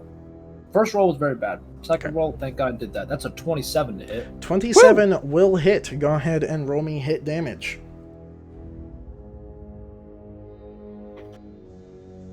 11 damage. How do you want to do this? Yeah. Oh, shit. Well, so he's a big ogre guy. He's facing Kados, right? Mm-hmm. So am I seeing his back? You're seeing like the side-ish, like a 45-degree angle of his face. Well, I only got one shot, so I can't do anything fancy. Like, I did hit him twice. I'm just gonna after I shot the orc, I'm gonna blow the smoke out of my gun, pull the hammer back again, and look at the ogre. And I'm gonna look at Torak and be like, watch this. And then take an Okay, aim, little man. and then and the bullet is gonna fly by, smoke's gonna, the dirt and everything like you said. That was really cool, by the way. Thank you. And 45-degree angle, I'm gonna say pretty much same thing, probably through the temple. And it's gonna go straight through. Actually, I want it to go like through him right here. Okay. So it goes like through his eyeballs. I don't know if they would like fall out or explode. I don't know how eyeballs would work. They probably, Neither do I. I'm gonna say they are gone. Poo starts coming out. I don't know. Yeah. It's gonna go through his eyeballs. This is disgusting. Go out the other side. And I guess he's gonna just kind of crumple to the ground. Kados, roll me a dexterity saving throw. Oh shit! Because you can fall on him. 15. 15. So this ogre is winding up for another swing at you, and you just hear pow! And just this boosh, just the front of his face is just gone, and his mouth kind of hangs agape open with these tusks sticking out, and he crumples to his knees and starts falling towards you, and you kind of like put your hand on the ground and kind of scamper to the side, just missing this ogre falling on top of you. Well, neat, guys. Looks like camp is set up then. Don't worry, Kados, I got you. See, you told me to kill it, and ooh, I killed it. Well, it took you long enough. Well, we are no longer in combat. All right. I'm gonna go ahead and stick my bow back on my back, and I'm gonna walk over to the guy that was the big orc there, Chris. Okay. And first thing I'm gonna do is I want to search this bitch. Okay, roll me a investigation check. While Remus is doing this, can I go pick up all my javelins? Sure. I'm not going to make you roll for it. 17, Chris? 17. So, The 7, baby. on Mr. Axebiter, Mm-hmm. you find a large axe, a rather interesting heavy-duty leather belt with some sort of runes on it. Okay. 236 gold, 301 silver. Snag the money. 236 gold. 300 and something silver? 301. 301 silver? Because I wanted to make it an odd number in case you guys had to divvy it up. Because I'm a dick. God damn it. Well, we'll talk about money later. But I don't take any interest in the axe, Chris, but I'm going to roll an Arcana check against that the ruined belt. Okay. And it's not a very good one. It's only 11. What do I discern? It's a belt with runes on it. That's it? That's all you get. Oh, okay. Actually, what languages do you speak? Let's see here. I don't know where I find that. Common and thieves can't. You cannot read it. Okay, that's fine. So one thing I am gonna do though, we were required to bring proof that we killed some fuckers.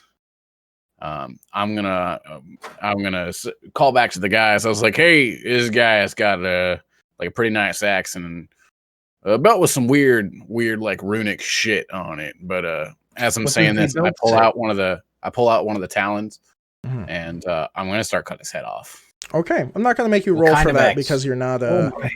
It's a great axe of some sort. What does the regular belt? great What does the axe? belt say? I don't know. Y'all are gonna have to check it out. I'm just getting our proof of kill. I want to go look at the belt. Okay, roll me an I wanna look Arcana at the check on the great belt. axe. Roll me an investigation check on the axe. I have the head. You have Yeah, the head. Chris. Mark down that you have orc head. Yeah. Big orc head, if you want, because he's the big orc. It's a 19 on the Arcana check. A 19 on the Arcana check. And what languages do you speak? Abyssal, Common, and Infernal. Okay, you can't read it, but you do recognize that the runes are dwarvish, and this is a belt of dwarven kind. Ooh. Belt of Dwarven kind. Mm-hmm. You speak dwarf? And what was your investigation check? There, Torak? Mine? Yeah. 17. 17. So you kind of sit down and you place this gnarly looking axe on your lap and you're kind of looking at it for a second. And it hits you that this is a vicious great axe. I take this. Okay. He says out loud, I take this. Does anybody else want this belt? Yeah, Kato, let me take a look at that. I mean, it is a belt with dwarven runes on it. As they're doing this, I walk Kratos, over to the fire. I speak Dwarvish. Oh, then why don't you read it, you dummy? At the same time they're having this conversation, I walk over to the fire with the head I just cut off, and I'm gonna hold its neck kind of to the fire to cauterize it and make it less Okay. messy. Ew. You make it Anybody less else want messy. a regular great axe. Yeah. I don't think What? anyone wants another. I don't think anyone else wants a regular great axe. You could. What's in the you, cave? You Can I could see sell what's in the it. cave? Yeah, you can go in the cave. Well, Can I just all see right. what's in the cave? Because I have dark vision for 120 feet. The cave kind of wraps around the corner for a little bit, so you would actually have to go like investigate. The fire is lit, right? Yes. Zach just did that. Slit I'm gonna fam. pull out one of my cigarettos and just kind of put the tip of it in the fire. Okay. All right, I needed that. All right, I'm gonna like have it stick in my mouth, and I'm taking a look at this belt, and I do speak Dwarvish, so I can still roll. But would I be at advantage or? Roll me I an mean, if you- Arcana check at it. It'll lower the difficulty Okay. quite a lot. TC. Arcana? Which That's Kato's a- already figured out what it is, but still. Real quick for the DM. hmm Does the Vicious Great Axe do anything specific, or is it just... Yes, it does cool things. I don't remember what. Go into equipment, hit manage equipment, and just search it, and you'll find it. No, I got I put it in my inventory. It just didn't say. Oh, then just click on it and read it. Says I when got you a roll 20 on your 16. attack roll with this Oh, yeah. magic weapon, the target takes an extra 7 damage of the weapon's type, which would be slashing damage. Nice. Got a 16. 16. This is a belt of dwarven kind. There is the name of a dwarf that I wrote down Bali, somewhere. Gimli. Um, Dwalin. the name is Saul Gundren. Are we looking? Actually, for it's Saul Rockseeker. I'm dumb and dyslexic. Soul Roxy. Saul Rockseeker. S-A-L Better call Saul. Rockseeker. All right. Well, Katos, do you want this, or you want? Can I hold on to this? Well, what do you think? What do you? I mean, I have a nice belt. I don't really need another one. Well, what did it say there, Tommy? All it says is it's just we got some dwarven ruins, and there's a name on it. It says Saul Rock Slide Seeker. Rockseeker. Seeker. Wait, Rock Seeker. You mean like Gundren Rock Seeker? Like I mean, the guy that's that like- gave us our original job? That's a very common name in the dwarven world. They're all rock seekers. That's what they do. All of them. They're all rock seekers, huh? Every yeah. single dwarf is a rock seeker. You telling Wait, me? wait. So if The it name did, John, everybody is rock seeker. if it was his, do you think that means these orcs killed them? Well, you said it said Sal, right? Yeah. I think I remember good old Sally saying something about Gundren having a brother, right? I think you're right. Well, that doesn't bode well for the Rockseeker clan. We should hold on to this. All right, and I'm gonna strap it around. I'm gonna put it on. Okay, you now have an attuned belt of dwarven kind. Is that in this or no? It is. And you do it. And it does something special. Yep, you click on it, you'll read about what it does. You're going to have a cool beard. And Attuned? also dark vision. How do you spell attune? And you're gonna get shorter. It's not called an attuned. You have to attune it to your body. It is a belt of dwarven kind. Belt of dwarven kind. Yes. Slot. And then what? Just like press the square to like equip it. Add it to your inventory. Yep. And then go scroll down to attunement, and you can attune it to yourself. You're constant. Wait, how do you? Hold on. Scroll down on the equipment page. So, before we get into this, it means you can actually. It's time for break. So we're gonna go ahead and do break. We're gonna talk about items, and then be back in a little bit. Take a long rest. Also, I really have to pee, so this also is a good time. So, before the break, Remus was cooking ahead, I think. No? What are we doing? I want to sleep here. Let me sit back up. It is getting dark. Why don't we just take their camp that they already made for us, and they cooked us dinner, and we sleep right here? He makes a good point. Let's finish checking out all these bodies. See what these guys. My only worry at this point is maybe there could be some more of them in the cave, but we can be careful. So who's doing what? I'm gonna go look up and down on the ground in front of this fire. Okay, Kados is laying on the ground. Torak, what are you doing? You already got your javelins back. I'm gonna sit by the fire. Okay. Tommy, what are you doing? Looting bodies. Okay, are you looting all the bodies? Yes. I'm gonna search the ogre. Okay, so you're searching ogre. Kendrick, roll me 1, 2, 3, 4, 5, 6 investigation checks. Zach, also roll me an investigation check.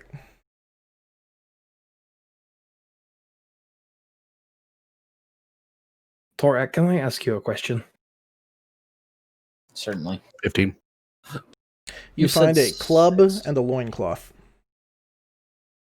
If you were let's say in charge of a whole planet of small people, and they really thought you were cool and important, and then because of the things you said, these small people started attacking each other and now they're all dead, would you feel bad about that?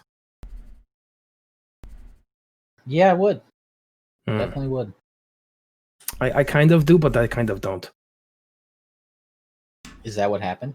Yeah, kind of. I said one thing, some people believe that one. I said another thing, some people believe that one. I'll be right back. I forgot I had bagels. I'm going to put everybody's dead. Okay. Kendrick, what you get? Yep. 12, 11.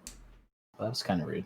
20, 19, 17, 18. What was rude? Kados and I were talking, and Zach just interrupted. And it's all good. Oh. I mean, you shouldn't interrupt, but still.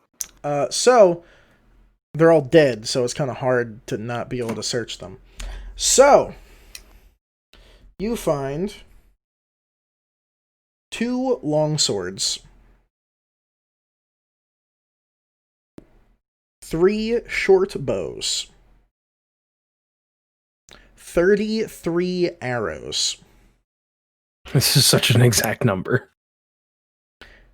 2 short swords. Actually, 3 short swords. On all of them combined, you find 103 gold. Waiting for like a nod or a blink or something. I'm sorry, I'm listening. A nod or a blink. Mm-hmm. I don't have dual wielding, I don't think.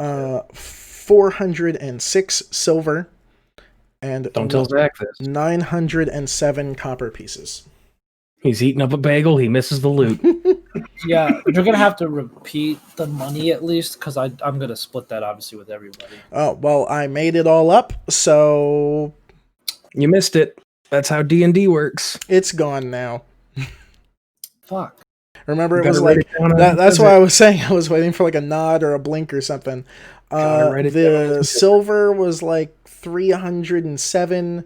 The I think it was, copper, the remember copper the was gold. like 906, I think it was like 100 gold.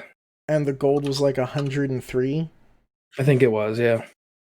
Did you write those ones down, Kendrick? Yeah. Okay.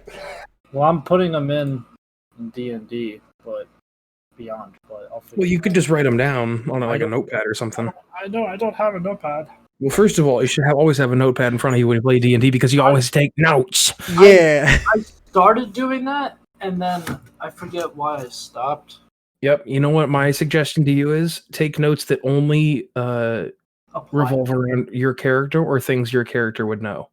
For example, I take notes as Lami when I play as Lami, and I take very subtle notes like went to a fountain, Robbie jumped in it, took a bath. That's all I wrote down that day. Everything else wasn't important to me. I used to have like a big ass. Kados has a slightly more detailed notebook, but like Slightly. it makes it fun because you only remember things that would be important to your character. Mm. But like if I didn't take the time to look at that map and draw it out, I ain't got it, you know?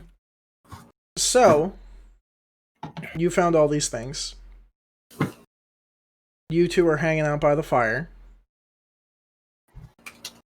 Remus was searching the ogre, which he found a club Football. and a loincloth. That's good loot right there. That's what you want. There is a cave that everyone seems to be afraid of. How big is the loincloth? Is it big enough to be a cape for a very small person? It was probably just around that ogre's sweaty balls. You probably don't want to put that on your head or on your We could body. we could sell it to a very small person as a cape. Chris, Yes. I'm going to enter my mind of crime and black markets and do with a history check. Do ogre testicles fetch anything on the black market? Oh no. Roll me a history check. Hell yeah. History. 16. So, you do remember hanging out in the city and gutters of Neverwinter, tales of your fellow thieves and ruffians, that the higher ups in life do sometimes enjoy ogre testicles. But the catch is, they have to be at least 3 days fresh. Ooh. We're going to take a chance. Fresh balls. Okay. We might Harvest get out of here in Rocky 3 days. Mountain oysters. I'm gonna approach the ogre, Okay. and I'm gonna kind of. He's currently laying on his front. So I'm gonna go in from behind, Yep. and I'm gonna kind of lift up his butt flap. Mm-hmm. Go. Fuck. But I'm gonna go in and do a slice and a dice. Roll me a survival or a nature check. You've sliced off deer balls before, right, Zach? Yeah. Yep. It's just imagine Survival or nature, 15. 15. So you slice through the flesh and you cut the cords, and you now have 2 large ogre testicles. These things are like the size of a football each. that. Was I mean- his bladder full? That's nasty, but they probably don't taste that Your bad. bladder isn't there. Y'all No. ever eat actual Rocky Mountain oysters? I'm pretty sure when you, if you I've cut only off, had the elk variety. Nah, or no, buddy. maybe I'm thinking of when you cut a deer's stomach open. I've only had the elk variety, and as far as I can tell you, they're very texture reminiscent of shrimp. Good to know. Um, So you can add 2 large ogre testes Already did. to your bag. Perfect. I'm gonna kind of like holding all the shit I found and be like, all right, guys, I got 2 long swords, 3 short swords. Zach's walking away. I feel like this would be helpful for him. God damn it. I think he can still hear us. Yeah, he has monitors. Yeah, he doesn't have his headphones on. Mm-hmm. 2 long swords, 3 short swords, some arrows. I didn't pick up the bows unless you guys want those. Don't tell the elf. And I found some money. Yeah. I mean, I don't really want anything. I just kind of want to take a nap for the night because that was pretty difficult. Also, Katos, you do have that staff of healing. You could probably use that on yeah, but yourself. I don't really like it that much, and I'd rather just go to bed. Yes, but there's a giant cave that we should make sure there aren't more ogres or orcs waiting. I mean, for we us. just have someone watch it and we go to bed. That's not that hard. Okay. Does anybody want anything? I don't want anything. I mean, you've seen it. You give me money, it poof, gone. Not. Okay. And I don't really need weapons. They just come out of my fingertips. Zach's got the nice daggers, right? Mm-hmm. All right. Yeah, he's dex based, so the only thing that he might be interested in are arrows, because he does have a bow. I don't know how many arrows he has. Yeah. I'll give him the arrows when he gets back because I didn't use my bow. I'll keep the short swords. Okay. I don't have dual wielding. I don't think. 2-weapon fighting. Or yeah. Do I? Where would that be? Features and traits. No, I don't think I do.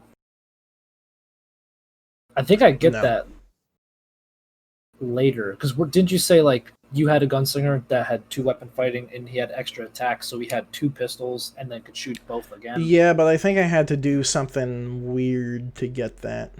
Oh, maybe it's instead of being an archer, like your archetype or fighting style. Yeah. Yeah. Yeah, that's what it is. But I like the +2 to attack rolls. Mm-hmm. Yeah, it's nice. Yeah. Plus, I could get like a big. And you have revolver. proficiency in firearms, which is always nice. Yeah, but I'll keep the short swords. Do they look like nice swords or kind of like? They look kind of like a city guard kind of short sword. Like they're not fancy, but they're not like rusty and ugly. What about the long swords? I'm trying to decide if I should keep and sell them or. The long swords match the short swords. They're kind of plain and sword-like.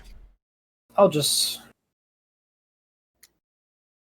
Actually, I'll take the long swords as well. Okay, so mark down 2 long swords, and you're taking 2 short swords or 3 short swords? Oh, it was 3, right? I guess short 3. swords are hard to say quickly. Short. And multiple times. Short. Yeah. You do have 33 arrows, also, that you can give to a willing participant of the party if you so choose. Ooh, Remus, you fired a couple arrows. Here, take these. Thanks. 33 arrows. As he goes to take them from you, his hands kind of touch yours a little bit, and there's kind of this bloody goo on them as he kind of pulls the arrows away. What is this goo, Remus? Also, what the fuck is that smell? Bagels? Profit. What do you say, profit? What do you mean, profit? Yeah, we got the job done. We're going to get money for this. What do you mean, profit? That's what I meant. We got the job done. I don't know. No, what's that behind your back? What are you holding? Are you? I'd rather not say. Remus, I'll take those arrows back. I also got a decent amount of money from these bodies, and if you don't show me what you're holding, I won't give it to you. Come here close. No, show everybody. This has got to be good. They're the. Is Remus's face like super red now? Like I relieved the ogre of his testicles. They fetch a fair price. Like a puff of smoke come out like. Pfft. I'm just be like, why? I don't. People eat them, I guess, but Oh, yeah. whatever. I don't eat them. I just sell them. Kados. Question for you. What would you like to know? You set things on fire, right? You said something about touching a tree. Sometimes I set them on fire. Sometimes I set them on lightning. Sometimes they just turn into a big toxic sludge in front of me. It really depends on the day.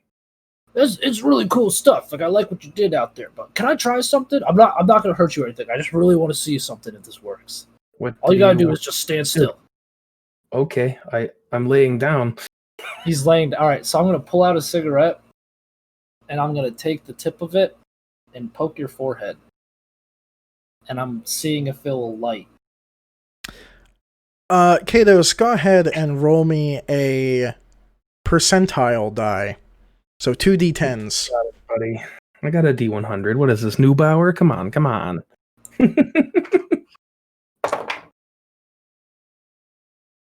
93. 93. So the cigarette catches a light. You now have a lit cigarette from making contact with Kados' head. I'm just gonna take a big ass puff. I'm trying to time this well, but this thing won't work. Smoking's bad, kids. It won't work. I'll be like, hot diggity damn, Kados. Oh, we gotta. You're not going anywhere, buddy. That is so cool. Thank you.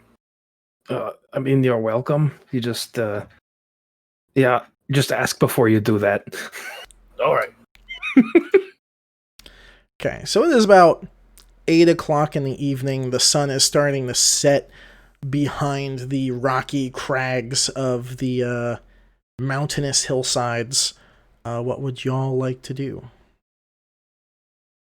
I know Kados wants to sleep. We could check out the cave, or as he actually intelligently stated, we could use this fire and set up camp, try to get a good night's rest, and take turns watching, keep an eye on the cave. What do y'all want to do? I mean, you know my position. I'm good to rest. I could use a rest too. That big guy kind of hit me hard. I hope they don't hit each other too hard. He hit you hard. I died. Yeah, then you came back. That was pretty cool. I mean, if I'm keeping count right, that's like the 18th time I've died, so you get kind of used to it. Yo, same. Torak, what do you say? You want to take a rest? Let's take a rest. All right, who wants to do the first watch? I'll do it. All right, I'll take Remus. Which one do you want? Second, third, I was thinking more like fourth. fourth? Kados, do you want to do one? You didn't do. I don't care. I mean, Oh no, was it Remus that didn't? No, who didn't do a watch the one time? Is that Kato? That bastard Kato doesn't even sleep. I can try to watch, but sometimes I just need to lay down and not close my eyes. All right, let's. Torak goes first. I'll go second. Then Kados, and then Remus. Sound good? It works for me. If it works for you. All right. Is the fire still going, or do any of us have to tend to it to get it going? Again? There is probably about 17 logs built up just to the side of this fire that you could use to feed said fire. It's getting a little low. There appears to be what once was some sort of boar. I was about to say, is there still food there? Yeah, over the There is fire. The one side of it is getting pretty crispy. I like crispy. You guys want to divvy this up? Free food. I mean, I will eat some very crispy bits because I cannot have meat that is not cooked enough. All right. Kados, you could have. How is it shareable? Or Yeah, it's a whole Dude, like. it's a whole board. Yeah. All right. I guess Yeah, we'll do eat As first. I take my cut of this boar there, God, Is it salted? It is not salted.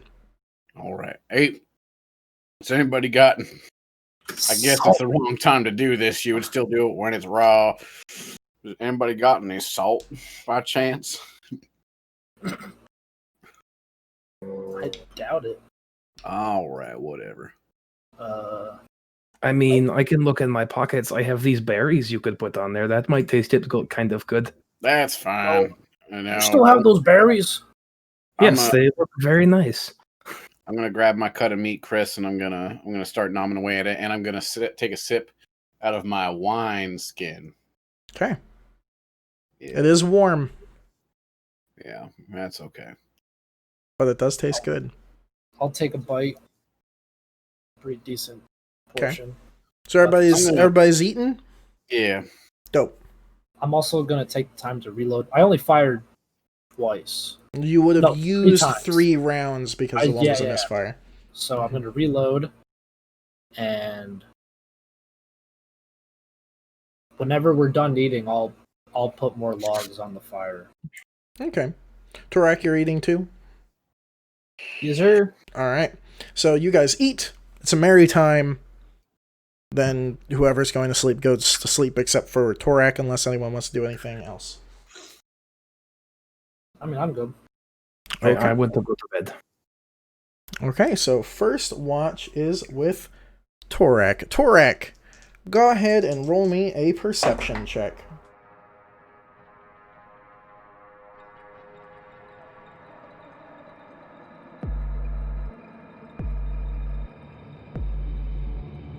That is perception 3. 11. 11? Okay, so about an hour goes by and you kind of hear some rocks kind of scuttle down the northern wall, and you peer over at it and you see what appears to be some sort of very small lizard, and by small I mean like a foot long, just kind of scampering around up the side of the cliff. Nothing that seems too scary. The rest of your watch goes uneventful for the other hour and a half. Sounds good. Okay. Who was next? It was either Kados or Tommy. It was Tommy. Tommy? Perception. Yep. And I have dark vision now. Oh, nice. That is a 22. Okay. So, probably about an hour and a half into your watch, you're just kind of adding another log to the fire and kind of warming your hands, because it is a little chilly at this elevation, and you hear what sounds to be the beating of wings. Just this. And you hear this kind of sound up along one of the cliff sides to the south, and you hear the possibility of like some rocks scuffling. This whatever this is outside your dark vision range. Just gonna kind of mutter like, ooh. Last time I set up a fire, there was some wings. I don't know. I'll just keep my eye out over there, I guess. Oh, Okay. don't come in closer. It comes closer. Okay, so as you're kind of sitting there keeping an eyeball out in that direction, go ahead and roll me another perception check.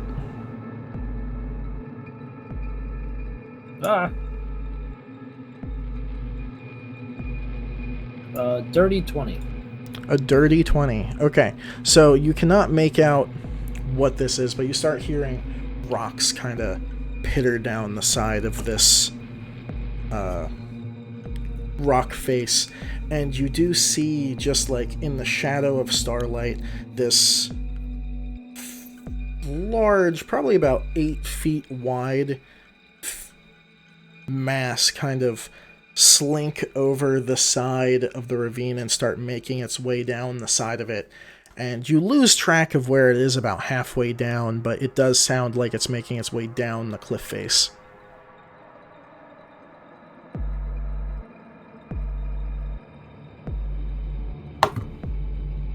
I'm gonna nudge Kados. Try to wake him up gently. Nudge away. Nudge, You're nudge. muted, Mr. Nudge. I am sleeping. What do you want? Kados, there's something out there. I can't. It's too dark for me to see, but it was pretty big. Looked like it was like 8 feet wide, and then it like kind of slinked over that cliffside, and I saw like the mass of it coming down, and now I can't see it. You think it's a very big bird? Yeah, I mean, last time we set up a fire, I heard big wings. I don't know, something's following us. Can you try to take a look over there? Over where? I'm gonna point in the direction where it was. Okay. I have dark vision for 120 feet. What do I see? Roll me a perception check.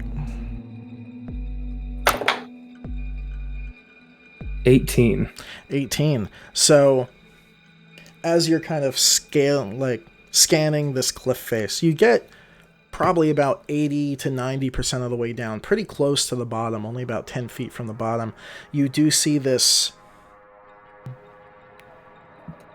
It almost blends in with the rock, but it's this large, leathery kind of looks like a big lizard. It's about 15 feet long with these long outstretching arms that look like they have wings attached to them, and it's just kind of slowly scaling down the side of this cliff face. It does appear that it's looking at one of the dead bodies that's off in that direction. It's just ever so quietly just slinking down the side of this cliff face. Tommy, we need to get inside of the cave. And we need to be very quiet. What do you see? What if it's big? What if the cave's this thing's cave? It is some kind of very large flying lizard, and I'm pretty sure it's here to eat the dead bodies. It looks hungry. And it better not eat us, so we're gonna go quietly hide in that cave. And I'm gonna roll. I'm gonna do like 3 barrel rolls and then stand up slow. Like I'm just gonna go pop, pop, pop, pop, pop, towards the cave. Are you doing this trying to be quiet? I mean, rolling in the grass is pretty quiet. You're in dirt and stone. Oh no, then I'm just gonna be quiet. Okay, so roll me a stealth check. And I'm gonna go towards the cave, which is not far from us, right? It's about 60 feet to the southeast. This creature is to the southwest. Perfect. I guess while he's nibbling, And I'm rolling a what check? Stealth check. Stealth check. Okay.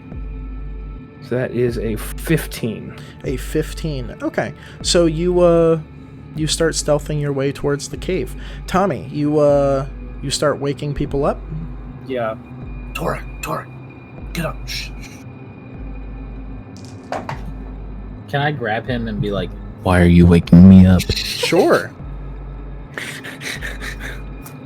I want to be like, I'm sorry. Like grab his hand.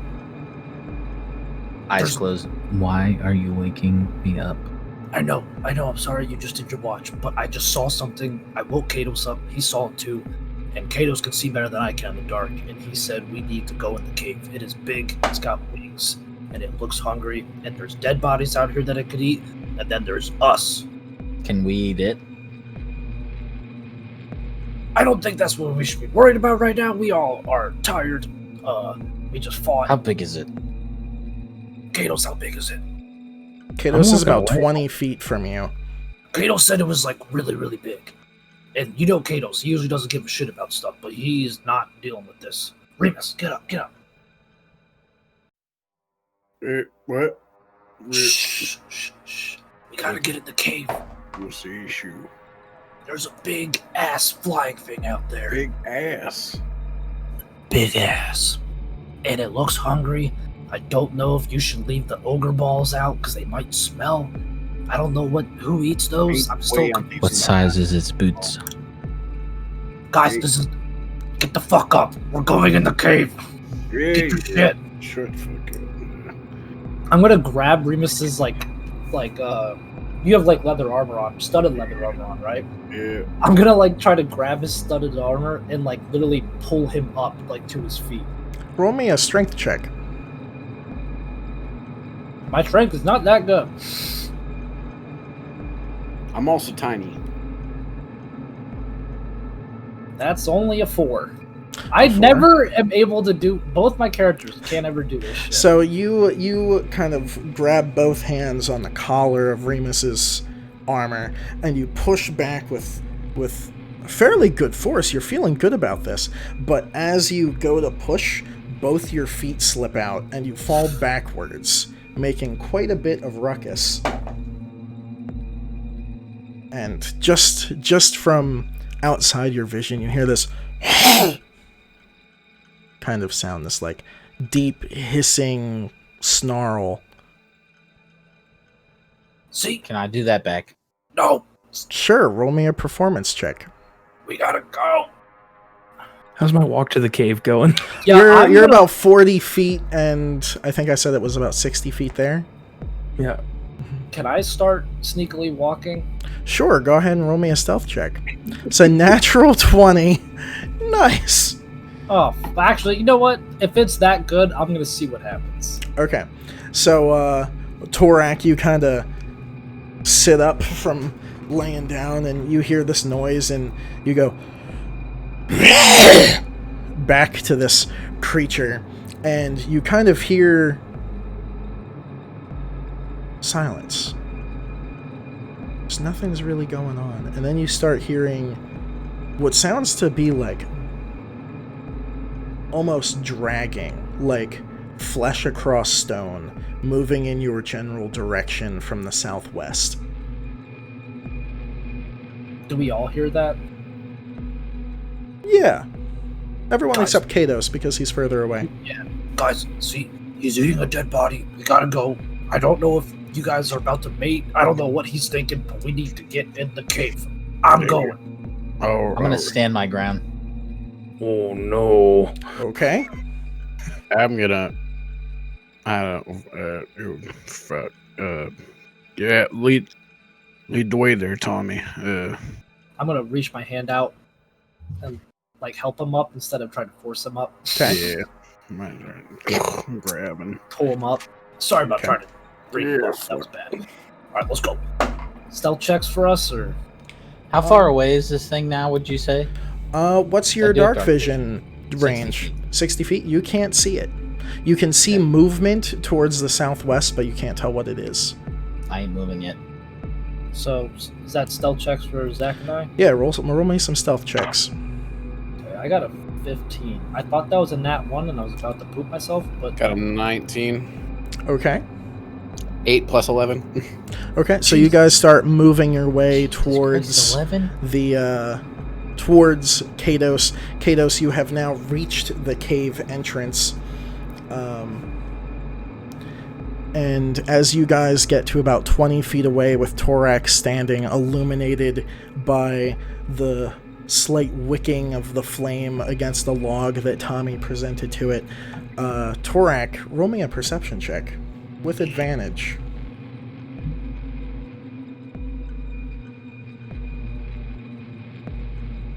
$19. 19. So you're looking towards this movement, and just ever so slowly this figure starts to appear, and a snout kind of protrudes, and you can see these fangs protruding from its jaw, and it creeps slightly closer into your dark vision range, and you can see this massive head about 3.5 feet wide with these dark gleaming eyes that appears to be a large lizard creature, and it's just slowly slinking its way towards you, and every time it moves, it slowly reaches out an arm with this leathery fabric kind of stretching out next to it, and it's just slowly creeping its way towards you, and it has its eyes locked right on you. Don't I you make that bring that sound thing to again? my cave. Don't you bring that thing to my cave. Sure, are you trying to intimidate it, or are you trying to just make the noise at it?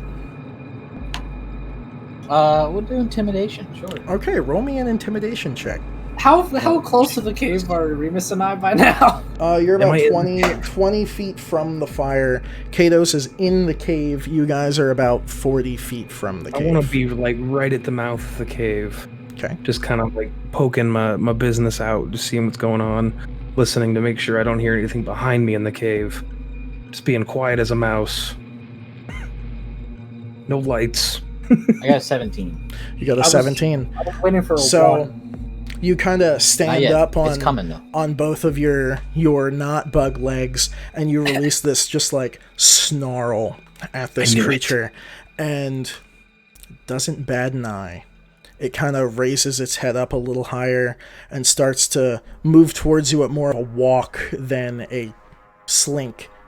It's now about 40 feet away from you. Rest in peace, buddy. Remus and Tommy are now about 20 feet from the cave entrance. Can they see me? Because I'm just kind of poking my head out. They would be able to see you, yes. I'm gonna wave them on as if like hurry up kind of thing, because I don't think there's anything around me. Is that a perception check? Roll a performance check, Kados. For waving my arm? Yeah. Okay. You're a weird guy. I don't know if you know how to wave your arm. It's a 13. It's a 13. So, you guys both see Kados kind of like frantically waving his arm, kind of like this. He's waving it so fast you can't tell if his palm is facing you or facing him. So you're getting a little bit of a mixed signal if he's telling you to leave or come towards him. I think he's telling us to stay away. I don't know, man. Kato's kind of a backwards guy. Oh no. All I know is that there's a big ass fucking thing that Torak stupidly is pissing off. I turn around, Chris, and what do I see? You guys are about 40 feet away, angles from Torak, and it was about 40 feet away, but it's an angle, so that means it's just inside your dark vision, just like half of it. So you look over back at Torak that's illuminated by the flame, and you kind of peer in the direction that he's looking, and you just see this like 15-foot long leathery mass that's just kind of propped up a little bit with its chest puffed out and its head kind of curled back, and it's just slowly walking its way in the direction of Torak.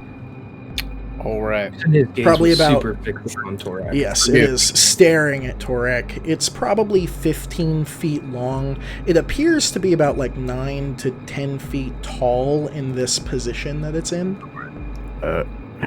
Tommy, forgive me here, but I think we need to go back for Torak.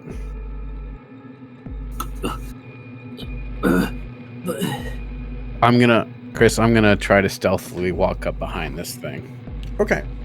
Roll me another Can I stealth see check. him? Because I want to say no. Are you looking at him, or are you looking... Well, actually, roll me a perception check. Because Zach had, what, like a 19 on his stealth roll? Get a 19. I'm just gonna raise my hand up like this and be like, "What the fuck?" I got 10 plus 11, Chris. You got what, plus 11? 10 plus 11. So 21. Torak, what's I your only got a perception? 4, so... Okay, so you do not see him. You can see Tommy, however. So, Remus, you are moving towards this creature? From behind. Okay, so it's have an moving at idea. kind of a walk. How much of your movement do you want to use? It's 40 feet away from me. And 60 I can move 30 feet from you. Oh, 60 feet and I can move 30? Mm-hmm. I'm going to move 30. Okay, so you move 30 feet towards this creature. Torak, what's your idea? This creature is now about 30 This is more of feet a away DM from question. you. Yes. Would raging and becoming a big bugbear, do anything for my intimidation factor of yelling at it again? Oh, that's an interesting question. Guess you could do Rage. advantage. Well, intimidation is charisma. and raging gives you advantage on strength stuff. You are turning into a bigger I was just you. asking. Is it? I would say it would give you a +2 to intimidation checks.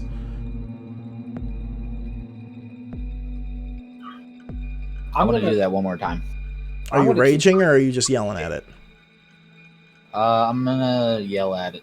Okay, go ahead and roll me an intimidation check.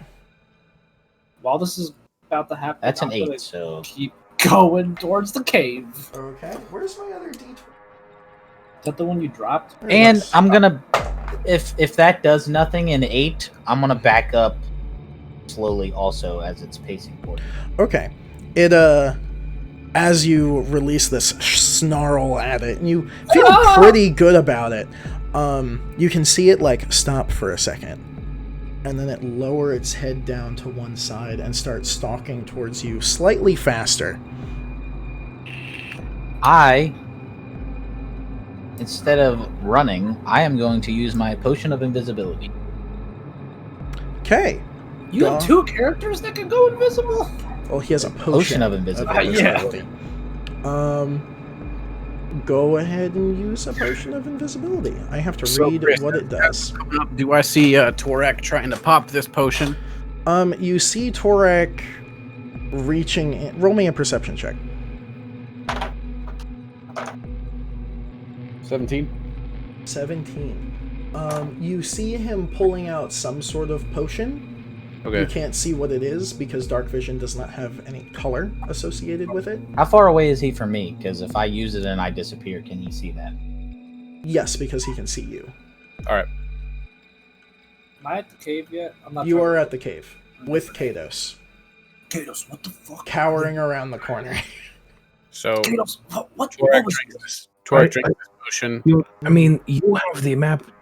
When was the last time you've looked at the map, Tommy? You know where we are, right? I mean, yeah, but I don't think where we are matters, but there's a giant thing out there. We are walking towards a place called Wyvern Tor. You really think wyverns aren't around Wyvern Tor? It's a wyvern. So Torak, That's a good point. oop, Leaves. he's taking. I think his dogs were barking. He gulps down this potion of invisibility. I think he can still hear me, so I'm gonna keep talking. And you Remus are looking at him. Yeah. You see, as he drinks this potion from the top down, he slowly starts to disappear. And once it gets to about his chest, it just goes whoop, and Torak is gone.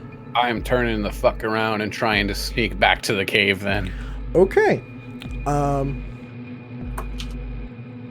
I'll let you keep your 21. I mean, just for funsies, Yeah, it's another 21. it's another 21. Nice. So I'm also gonna move into like a more wooded bush area to the like. there are no woods and or bushes.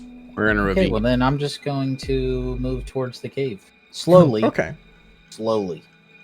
Are you doing it slowly and stealthily? Yeah, because he'd be still able to hear me. Roll me a stealth check at advantage. Oof, thank you.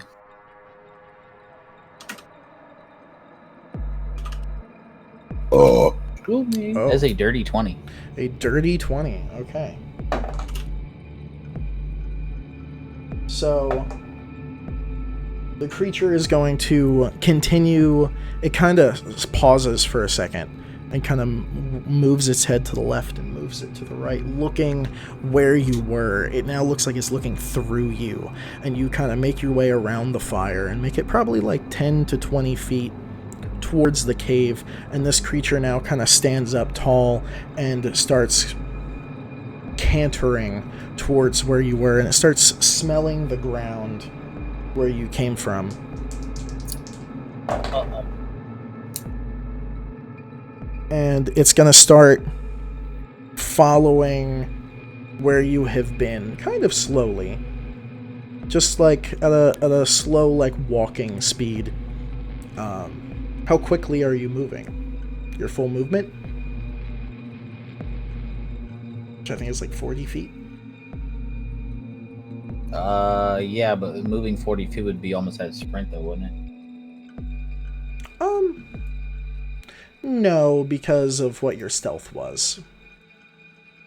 Then yeah, I mean, I'm gonna move. Okay, so you probably are moving twice the speed of this creature. And it's going to keep sniffing. You get probably 30 more feet of distance between you, so now it's like 40 feet away from you. And how far away I am, or am I from the... About 20 feet from the cave now. Also, Remus, you're just making it to the cave now. You lost rights, damn it. It Not allowed to continues enforce to that. sniff and starts continuing to make its way towards the direction you were headed. You are now at the cave entrance. I'm going to keep walking towards where it came from and not towards the cave, Okay. where everyone else is. Okay. So it's going to continue kind of a good like 30 feet away from the mouth of this cave. It's going to kind of start pulling off and kind of puts its head up and kind of looks around, sniffs the air a little bit, and kind of rotates its head almost fully around so it's looking behind it. And it starts moving in the opposite direction over towards the northwest.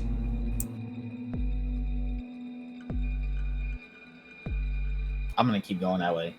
Okay, so you continue towards the southwest? Yeah.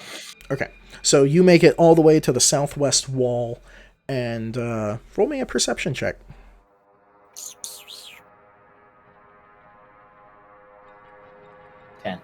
10? You don't hear or see anything. You catch the slight glimpse of something kind of passing between you and the fire that you could deduce by the length of it that it is the wyvern. And a good, 15 seconds go by. Another 30 seconds go by. And you start hearing that same, flesh against stone dragging sound. And all of a sudden you hear, this... And roll me another perception check. At advantage, because you know where the sound is coming from.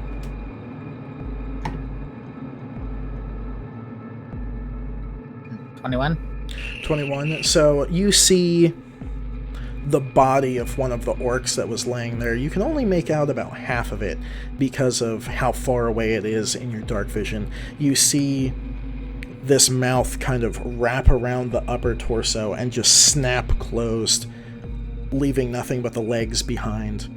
And you kind of wait and listen, and you kind of hear this deep swallowing sound, this deep kind What do I of noise. see from the cave? From the cave, you have 120 feet of dark vision. Mm-hmm. And it's 60 feet from there. See, this is why maps are helpful. Pythagorean theorem, homie. Yep. You can make out the creature that you have presumed to be a wyvern eating one of the orc bodies. Oh, good. It is eating some of the dead. This is good. This means it will leave, and it will have fed, and it will leave us alone. So, Torak, another 30 seconds go by, and you kind of see its head slink next to the legs. That's all that's left of this orc, and it kind of turns its head to the side and just engulfs the whole, both legs in one bite, and kind of goes up and does this little bird jiggle with its mouth, and just these legs just disappear down into the mouth of this creature. And it kind of looks around, and you can just make out the side of it as it kind of sniffs the air again, and it starts moving towards the north, presumably to one of the other bodies. Kados, you do see it go to another orc. And this time, it kind of positions itself over it and spreads its wings slowly and starts to flap, and it takes off, carrying one of the orc bodies in its talons. Kados, you can see it slip off through the starlight away. Torak, you also hear the beating of wings slowly fading from your general hearingness. While I'm gripping my great axe. I'm going to walk towards Walk towards the what? the fire, Okay. or where the fire was. The fire is still lit. Fam. Nice. It appears to be gone, and that is good. Well, are more gonna come? Well, I don't know. I don't know how many there are. It is possible. It may be safest for us to stay in the cave overnight, or maybe move the bodies farther away from camp, but that sounds like an awful lot of effort. and noise. So, Kados, you make it back to the campfire.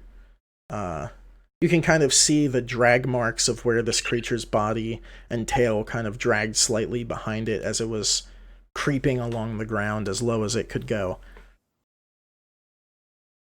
Well, it has two. Do you want to just try and sleep here? I don't know. What do you guys? We still don't know what's in the cave, and it would be possible that something could sneak up on us from inside of the cave. How far away am I from the cave now? 60 feet. I'm gonna move to. Okay. So it only takes you a couple guess it really steps doesn't to be inside your dark vision, and you make your way over to the rest of your party, just nonchalantly holding your vicious great No, axe. I'm invisible still. Oh, right, you're invisible. I'm Yeah. not saying anything. I'm gonna go in the cave and see what's in there. Okay. Go ahead and roll me a stealth check at advantage.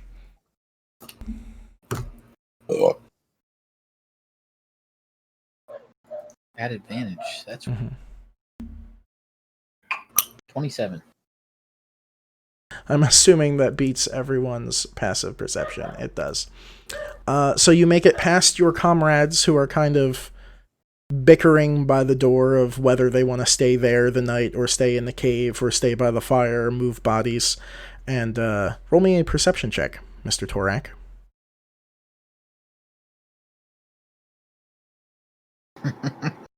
Natural 20? This thing today is being very nice to me. Yes, It's going to be garbage to you tomorrow. Just wait. probably. Two. So this cave does not go very deep into the side of this chasm. Probably only goes about 40 to 50 feet back and kind of loops around a corner a little bit. Inside, you see kind of along the ground are some furs and leathers kind of draped around like you would assume for sleeping purposes. You do see a couple crates, and there is what looks to be like a trunk near one of the more elaborately dressed areas with leathers and furs. It seems like the nicest thing that you could consider a chest that an orc would have. I'm gonna go walk back out to where the group is standing. Where's Remus? Standing at the mouth of the cave. Where at though? What do you mean? Are you like on the side of it, or are you right directly in the middle of it? Right in the middle. I'm just gonna come up from behind him and just tap him on the shoulder, not say anything. And I'm gonna fucking turn around, and I got a dagger in my hand. And I'm like, whose was it? I'm gonna move in front of him then, and then say that we should probably stay in the cave. Unfortunately, I think I'm still invisible because it lasts for an hour. Torax, where are you? I hear your voice. Well, that potion of invisibility came in handy. Oh, what's up? What do you need? Oh, I checked out the cave while you guys were talking. Yeah, what'd you find? It is where the orcs were living, so it seems pretty safe. I wanted to check it and make sure there wasn't any other creepy crawlies lurking about. Roger. All right, so you're thinking maybe this cave be a good place to shack up? You didn't find anything funny in the cave? Funny? No. Nothing that made me laugh. I will investigate further when we get inside, but I think it is smart to go inside. All I right. agree. I'm going to start walking back into the cave. and looking around with my dark vision and Anyone that's looking for stuff, roll me perception checks. yeah. Oh, In the cave. In the cave. that's going to be a nat 20 there, Chris. Nat 20! Nice. My only nat 20 of the night. Kados, are you looking for stuff? Yes, I got a 17. A 17. So I all want to of look at the walls. you want to look at the walls. specifically. Okay. The walls appear to be stone. Do I see any secret stone doors? You don't see any secret stone doors. Some of the walls are covered up with leathers and furs that are kind of draped about. But the walls that you can see, a couple of them seem slightly chiseled, as if the orcs were trying to make this area slightly bigger. Chiseled. Yeah, chiseled. Flex. For my two nat 20 looking friends, basically the same thing I said to Torak. There's leathers, furs about as if it was a sleeping quarters. There are a couple crates. And there's, towards the back of it, there's something that I would consider like a trunk. I lock eyes with this trunk. And Of course you do. Loot Goblin. And you what? I run to the trunk. You run to the trunk. Roll me a dexterity saving throw. Whoa!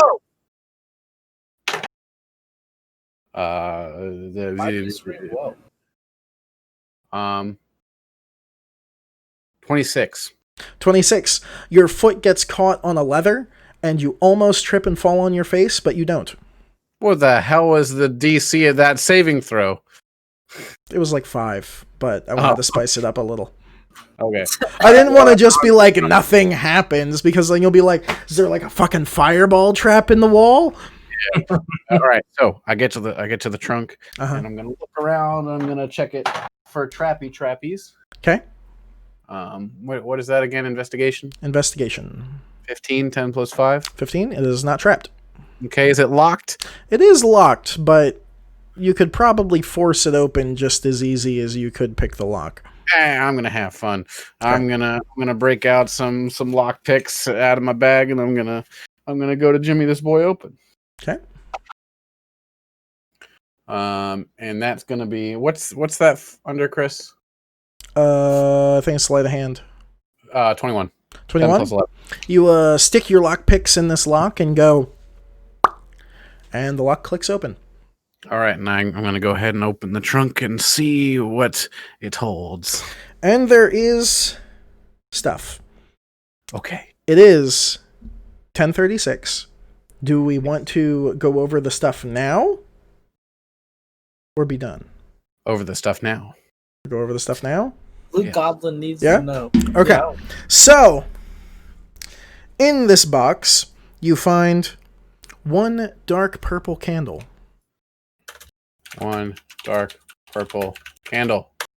You find one probably about 3 foot long metal tube that's connected to a wooden contraption with these little flippy uppy downy things on the top of this metal tube. You've never seen something like this, but it does kind of remind you of a blunderbuss, which is the only thing like this that you have seen. You find 9 kind of, they look like lipstick cartridges, but they're metal on the end. You also find 2 extra ones that have a like kind of a flat tip instead of a pointed tip. You find 2 white stones. You find 736 gold pieces. 1,100 silver pieces. And 12 copper pieces. All right, is that it? You also find a stick of some sort. Stick. Just like about yay long, stickish in nature. Kind of, it does appear to have a handle on one end and kind of come to kind of a wiggly tip at the other. In the bottom of this trunk, you find 2 short swords, 2 long swords, 6 javelins, 37 arrows. How big is this fucking trunk? It's about like 6 feet long. Oh, Yeah. To trunk. It's more like a cedar chest / Yeah. think like large Harry Potter trunk. yeah. 37 arrows, 1 dark bronze key, All right. and 1 top hat. Top hat. All right. Well, Gotta give it to the bugbear. we can talk about the shit next time. Okay. I don't know if people want to go to bed or if you want to distribute the shit. I No distribute shit. I gotta take a pretty nasty dump. Okay. So we'll distribute the shit next time. Zach's gonna distribute Alright. Yep. right now. Distribute the shit right now. Thank you all for watching. I hope you have lovely times, and we'll talk to you all next time. Bye. Chemicals push